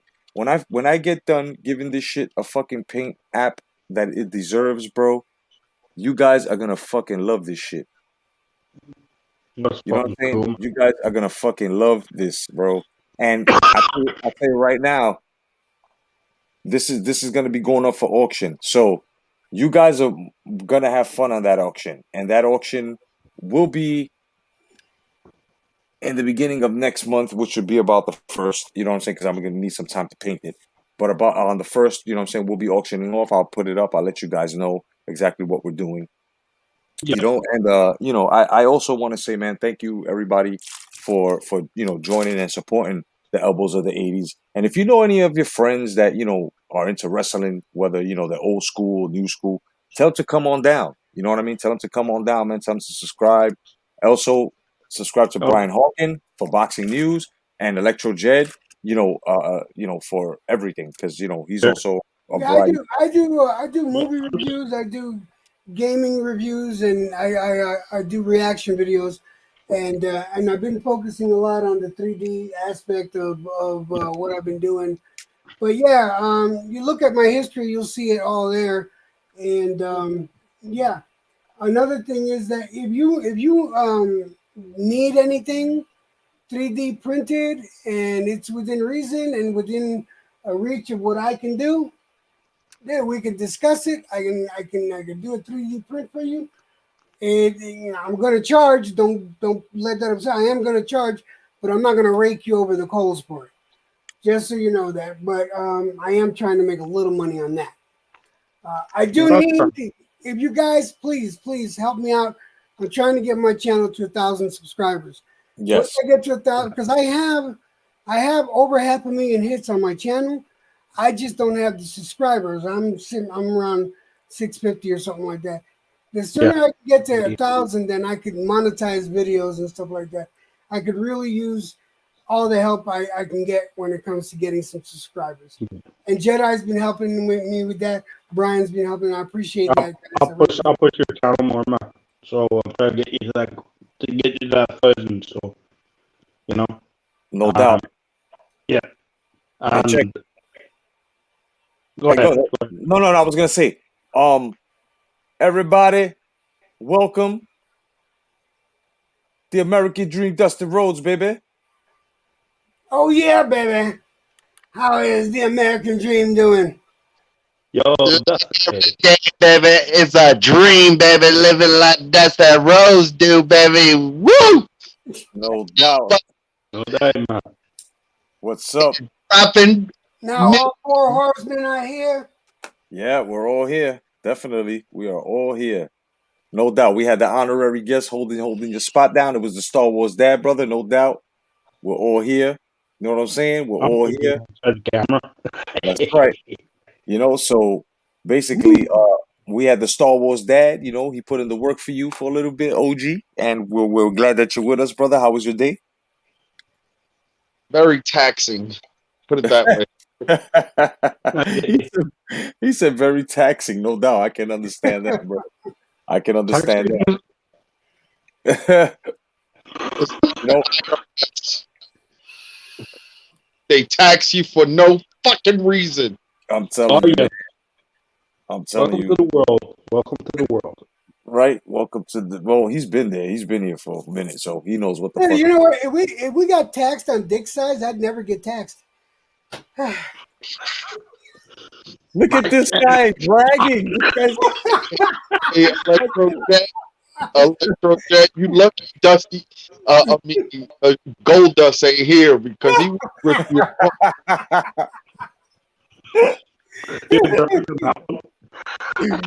That's right. Oh. he's lucky Gold Dust ain't here, kid. I'm lucky you didn't get here any sooner than you did, or you would have seen earlier what happened. No. You gotta really would have caused some shit. Bring him back. Oh, hell. Bring him back. Yo, OG, Dusty, baby. This one's for you, baby. Especially for you. Check it out. Pay attention to the screen, baby. I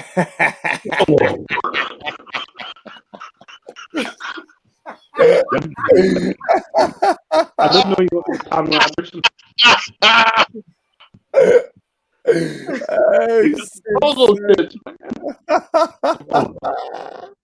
I am a real American. Fight for us, right? Oh shit, that shit is fucking hilarious, bro. Definitely, man. I would share this channel with more, or I would share this albums of these with more people here, but it's on 3 a.m. here. People invite me to. Yeah, I hear that, man. Yeah, man, we just went over the fucking Bruiser Brody murder and shit. Now, the last topic of the show, I want to ask you guys, and guys in the chat as well, which title in wrestling, and this is from any federation, which title in wrestling did you guys like the most? And I'll start it off. My favorite title was the Intercontinental title. The one in the 90s? I used to love the way that shit looked, the Intercontinental title. Yeah. WWF. I used to love the way it looked. And then we also had the this one, as a matter of fact. The WCW Television Championship. I used to love the way this shit looked. Yeah. I used to belts love. that I really like. There's two belts that I really like. The Intercontinental Champion and that one, that was nice. Yeah. The belt that Goldberg held for the longest time, I thought that belt was fucking sweet. Oh, you talking about the Ric Flair, the WCW World? Yeah. Yeah, that shit was like a big ass.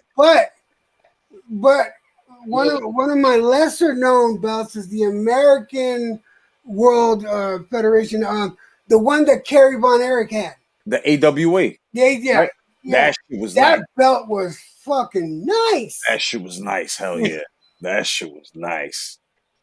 I thought that at that time the WWF belt was garbage compared to the ACW. Wait, the AC. Wait, I'm gonna send you a picture.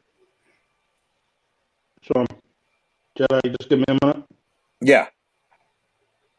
NXT belt. Oh, the NXT belt. I love that. I think that's a freaking cool. You might be able to put up on the screen here. You know, the ECW belt was nice too. Yeah. Hey, could you? I never really liked the EC, but I did like that one Goldberg had because Goldberg's was different when he became champion of WCW. Yeah. His was different, right? And I don't know, it had a lot of fucking detail on it. Yeah. And then the ACW, the one that Kerry Von Erich had, yeah, that shit was fucking nice. That shit was nice. This is the title that Brian was talking about. Can you see it? Brian, show it one more time because I was on the YouTube channel. There it is on screen. There it goes. That looks cool. I want an X-Men fan. The X would be like X-Men for me.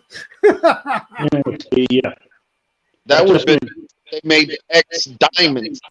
Yeah, right? The whole X would have been diamonds. Nice. That would have been awesome. Cheap.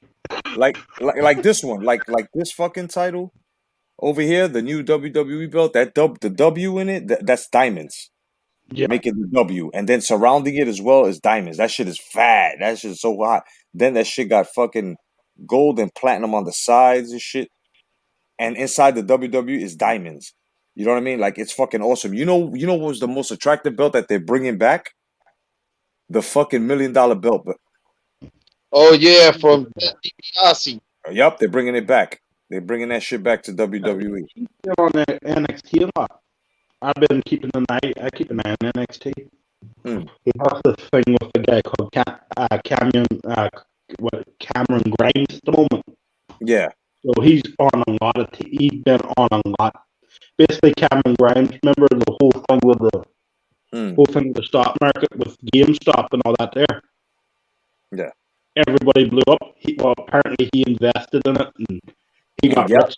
And they tried to show this guy buying stuff, and every time I think there was an auction for the house, and he was beaten out by the $1 million man. And holy shit!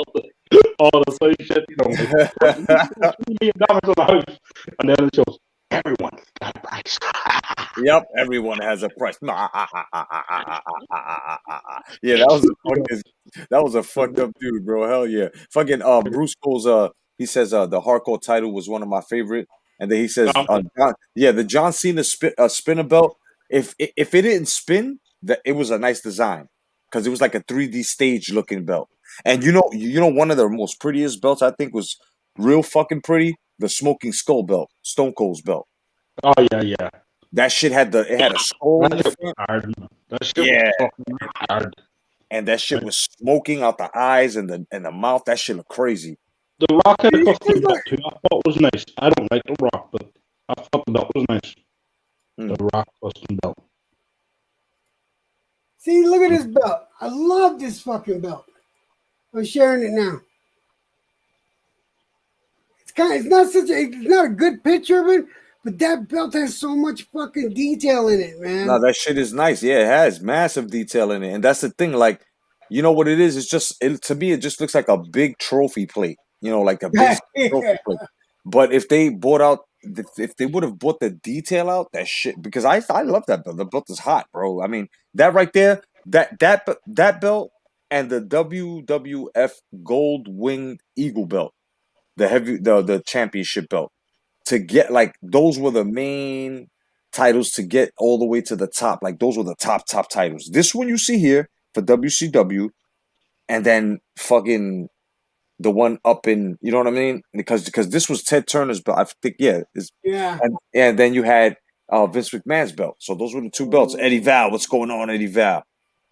How you doing? This shit was a beautiful fucking title, bro. That shit was a nice fucking title. Let's see. Yeah, another one was the Smoking Skull belt. I mean the Brahma Bull. Yeah, I don't like the Rock, but yeah, I thought that was pretty cool. Yeah, hold on, I'll share it with you guys. The Brahma Bull belt was nice. That shit is pretty. That was a nice belt. That shit is cool. That's a cool belt, man. And then Bruno's belt, Bruce. Yeah, Bruno's belt was nice, man. Like the old, like especially when you go back into like Gorgeous George era and shit like that, their championship belts just look like if they glued two fucking regular ass belts together, and then they just put like one big gold plate and two little gold plates, and then like a red, white, and blue ribbon. But those belts look, for some reason, they are like original. You know, those are like the fucking belts, like, you know? And now they just make these belts that are just fucking intricate in design. Like, it's just beautiful.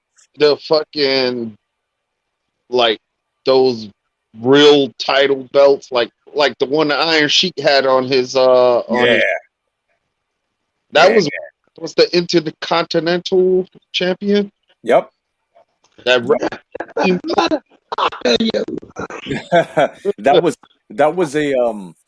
I think, if I'm not mistaken, that was one of them territory belts that he had when he started. I'm trying to see. I'll say some of them territory belts are better than some of the WWE belts. Go ahead. Sorry. I said I think some of them territorial belts may look better than some of the WWE belts. Your mic is cracking, brother. Can you hear me? I can hear you, but it's cracking. It's like skipping. It's like It sounds like this. It sounds like this. Oh shit! He'll be back. He's fixing it up. Yeah, Bruce goes. He goes. Remember when Ric Flair came with his WCW belt and they hazed it? Yeah, yo. But there's a story behind that, right? I was gonna leave it for season 2, but fuck it. Since this is the last episode of season 1, you know what I mean? That's another thing. OG, I want to let you know we'll be back on June the 9th. So we got a little vacay because we got 14 episodes in. So that's the end of season 1. Season 2 will come January. Fucking June 9th. All right. So, but yeah, so to give us some, some rest, and I could do some more research. I'm gonna let you guys know right now, like,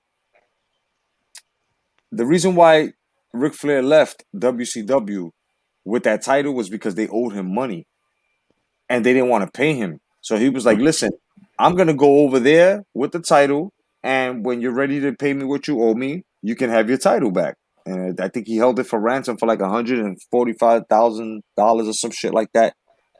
You know what I mean? And it was on some shit where it was like, which belt? The one that Jed showed us. The Ric Flair belt. Title belt. Yeah. Oh, okay. You mean the Goldberg one? That was Goldberg. Yeah, I showed the Goldberg belt. No, because it just said Goldberg, but that's still the same title.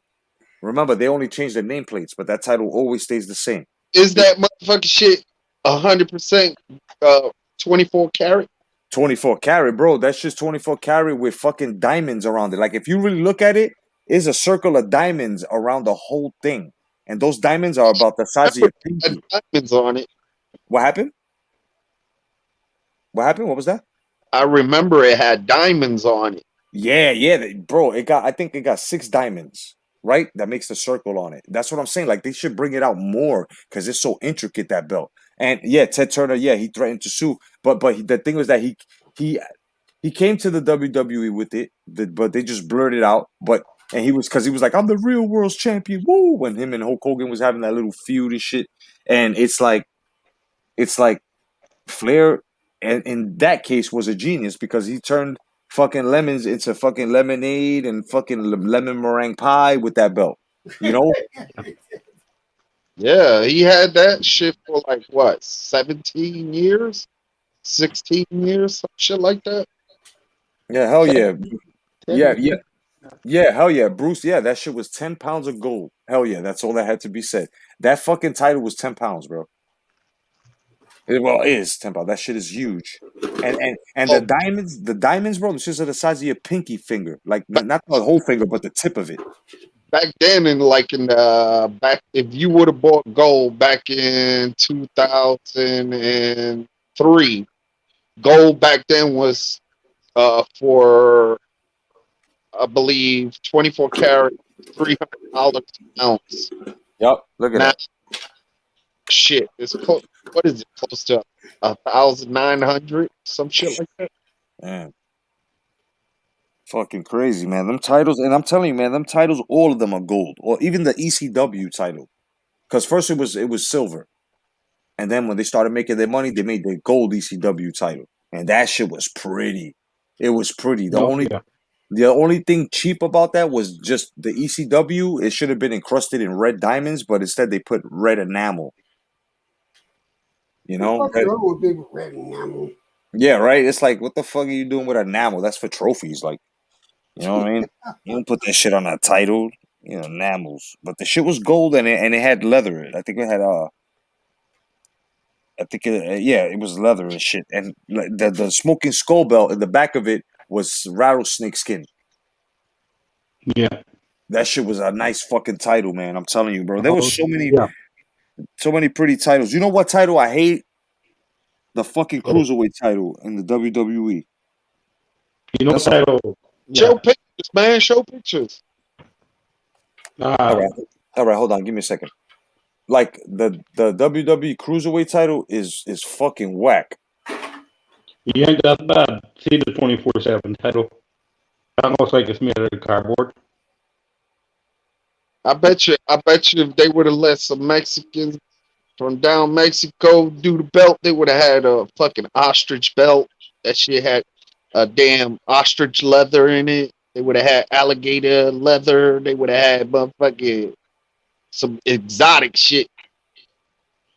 Yeah. It would have been. This title is fucking ugly. All right, guys. When I say ugly, bro, like you guys are gonna be like, ew, as soon as you see it. Like I had to change this page real fast because that shit is ugly as fuck. Watch. You think I'm kidding? Watch. In 3, 2, 1. Look. Come on, bro. This shit is disgusting. That looks 3D. That looks 3D printed badly. Exactly. That's the ugliest title ever made, bro. No, I got you beat. I got you beat, Jedi. I just sent you one.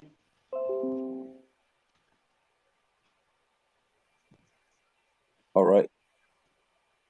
Let's see. That shit looks straight ass. It looks like it was made out of cardboard. Ugly ass title. All right, let's see.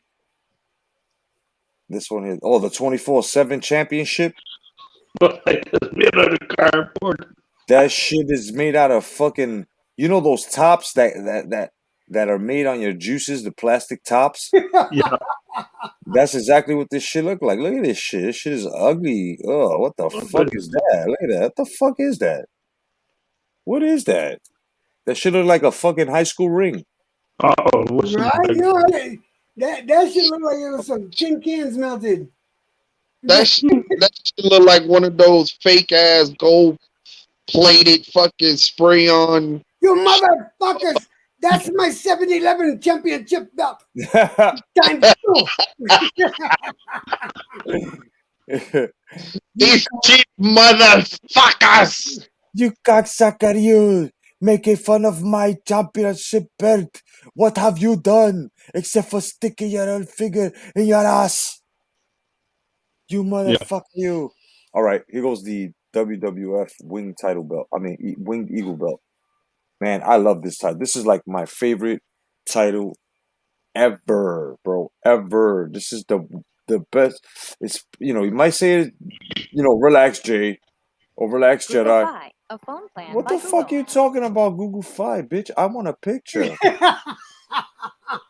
What the fuck is that? These niggas try to push shit on me. Like, women always talking when you want them to listen.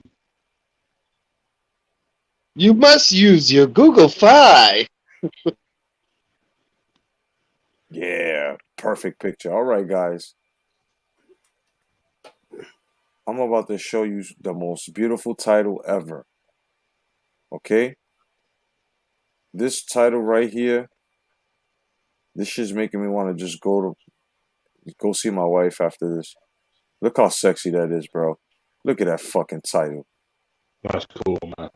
That is beautiful, bro. That title has been worn by Hulk Hogan, the Macho Man Randy Savage, motherfucking the Ultimate Warrior, fucking Sid Vicious or Sid Justice. Did I say Bret the Hitman Hart? Shawn Michaels, Stone Cold Steve Austin. He had that before. Bret Hitman Hart. Yes, sir. Yes, sir. Bro, this strap has been worn by the best, dog. That is the shit right there. That title right there, bro. I'm buying me a replica of that shit, bro, and I'm gonna hang it over my television to the point that I'll be watching that more than my fucking television. You know what I'm saying? Because I don't watch TV. Bro, I need this belt. This shit is the fuck. This is like on my bucket list. You know what I'm saying? So this is the belt that I got for cockfighting. It lights up. Maybe only a little cock, but still, I won this belt for cockfighting. That worked. That title right there is the shit, bro. And you know what? I've got to find out where I can get this. I have to get this. I don't care if it's a replica. The shit could be plastic, as long as it shines like the gold. I don't give a fuck. I need this shit in my life. I need this shit in my vision all day, every day. Son. Yeah. This is Dusty Road, baby. What's up, Dusty? Don't let Electrojet talk about cocks in front of old Gold Dust, okay? He goes crazy when he talks about cocks. You know what I'm saying? I got you, brother. I wish I was on my phone. Because I got that downloaded on my phone. I could just go. Any cock. Gold Dust flashbacks when he's when you talk about cocks. You know what I'm saying? He been encased in a box. One time I had him in my farm. I locked his ass up in the damn box with a couple of cocks, and he's been cock crazy ever since. Hey, Dusty, guess what? I can find this fucking title for $125 on fucking Wish. I'm copping that. You're gonna see I'm copying this title, and every time I come on here, bro, I'm gonna have that shit. Hell yeah. And check this out. I want to show y'all, of course, the Intercontinental Championship, son. Hell yeah. Bro. Okay, first of all, I typed in WWF, and these niggas are giving me WWE. No, nigga. Ah, there she goes, bro. Oh, that is a beautiful bitch. There she is. Oh my god, I need this. I need this title. Well, no, I need the worlds, but this shit right here, check this out, fellas. Everybody, check out. What's up, peace? Josh, what's going on, Joshua? Joshua, what's up, brother? What up, Joshua? Go down there. He popped up in this channel today.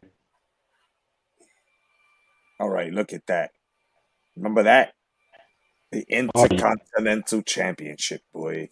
Those are the most important titles, bro, in the WWE back then. It was just the world title, the Intercontinental title, and the championship title, the tag team championship. What's up? Yo, I saw. You see that picture right there, that world? Yeah. The gold part of where the gold is, and then the blue.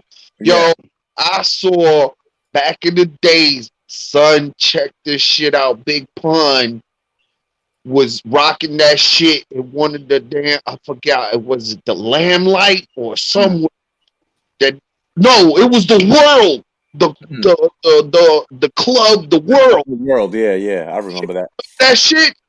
All right, check this shit out. Motherfucking Big Pun had a fucking He had a medallion, a big ass medallion, right?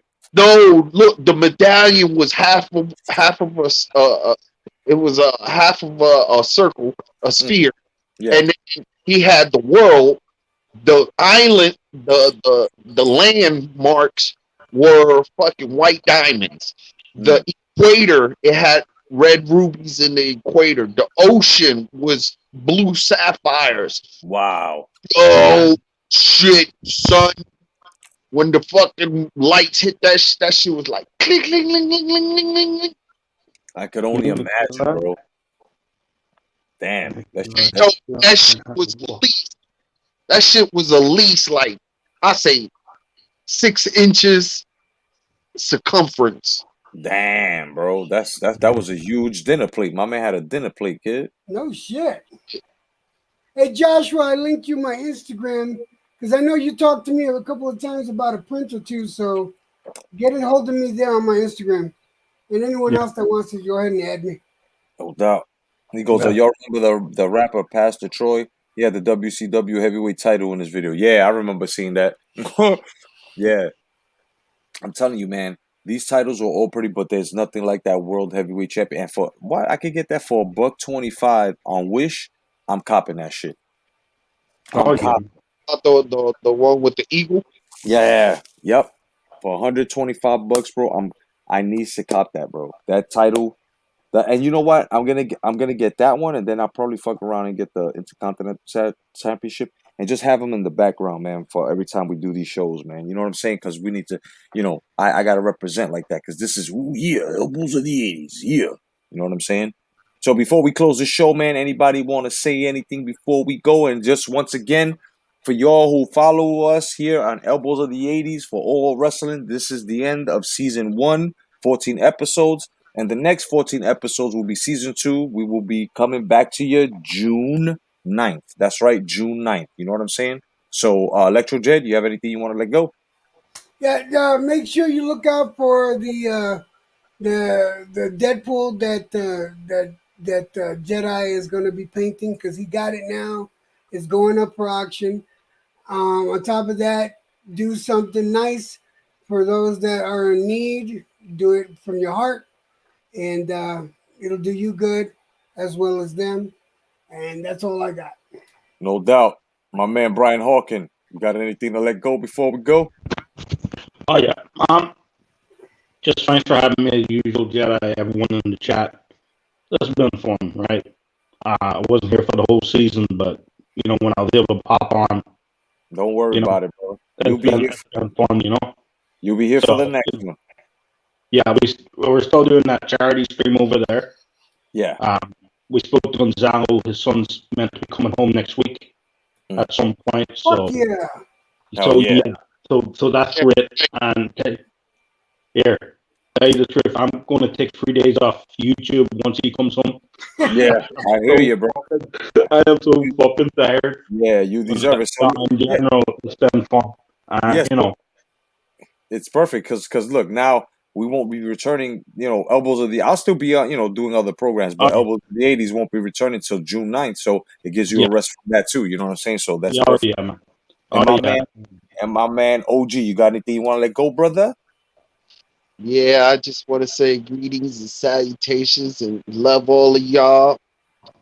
Keep moving forward. Never let no regression stop, or should I say impede your forward progress. And you can still be a loving, caring person no matter what obstacle comes your way. You know what I mean? Help people out. Now, hold on. I think that. Come on, Dusty, stop pushing. Hold on. Motherfucker, man. You keep walking. That's. I think Dusty say something. Don't try to keep away from the car. That's that road, baby. Yeah, baby. Electro Jet. Don't talk about cocks around. That's about cocks about to go Dutch, baby. Because I'll tell you, he's gonna have flashbacks. He's gonna have flashbacks, baby. But look here. Everybody, God bless you, all people. Hey, you shut up, Dusty. Man. That's enough. Come on, baby. Let me talk, baby. Let me talk. Let me rock this shit. No doubt, man. And everybody, there's the links in case anybody want to donate to the channel. I will match anything that you throw. It's greatly appreciated. It's also to upgrade the channel for better fucking service to you guys. Definitely, since this is your channel. So for myself, my man Dustin Rhodes, aka OG Boogie, my man Big Van Vader, aka motherfucking Brian Hawkin, and of course the man with the bandana, baby. Of course, Electro Jed and myself. Ooh, yeah. The Macho Man Smoke Savage, yeah. Catch us June 9th as we go down the road again on season 2. Yeah, of Elbows of the 80s. No doubt we are the 4 horsemen of the panel. And of course, we want to wish y'all a very good night, and we'll see y'all back here June motherfucking 9th. God bless. Stay vigilant. Peace, fellas. No doubt.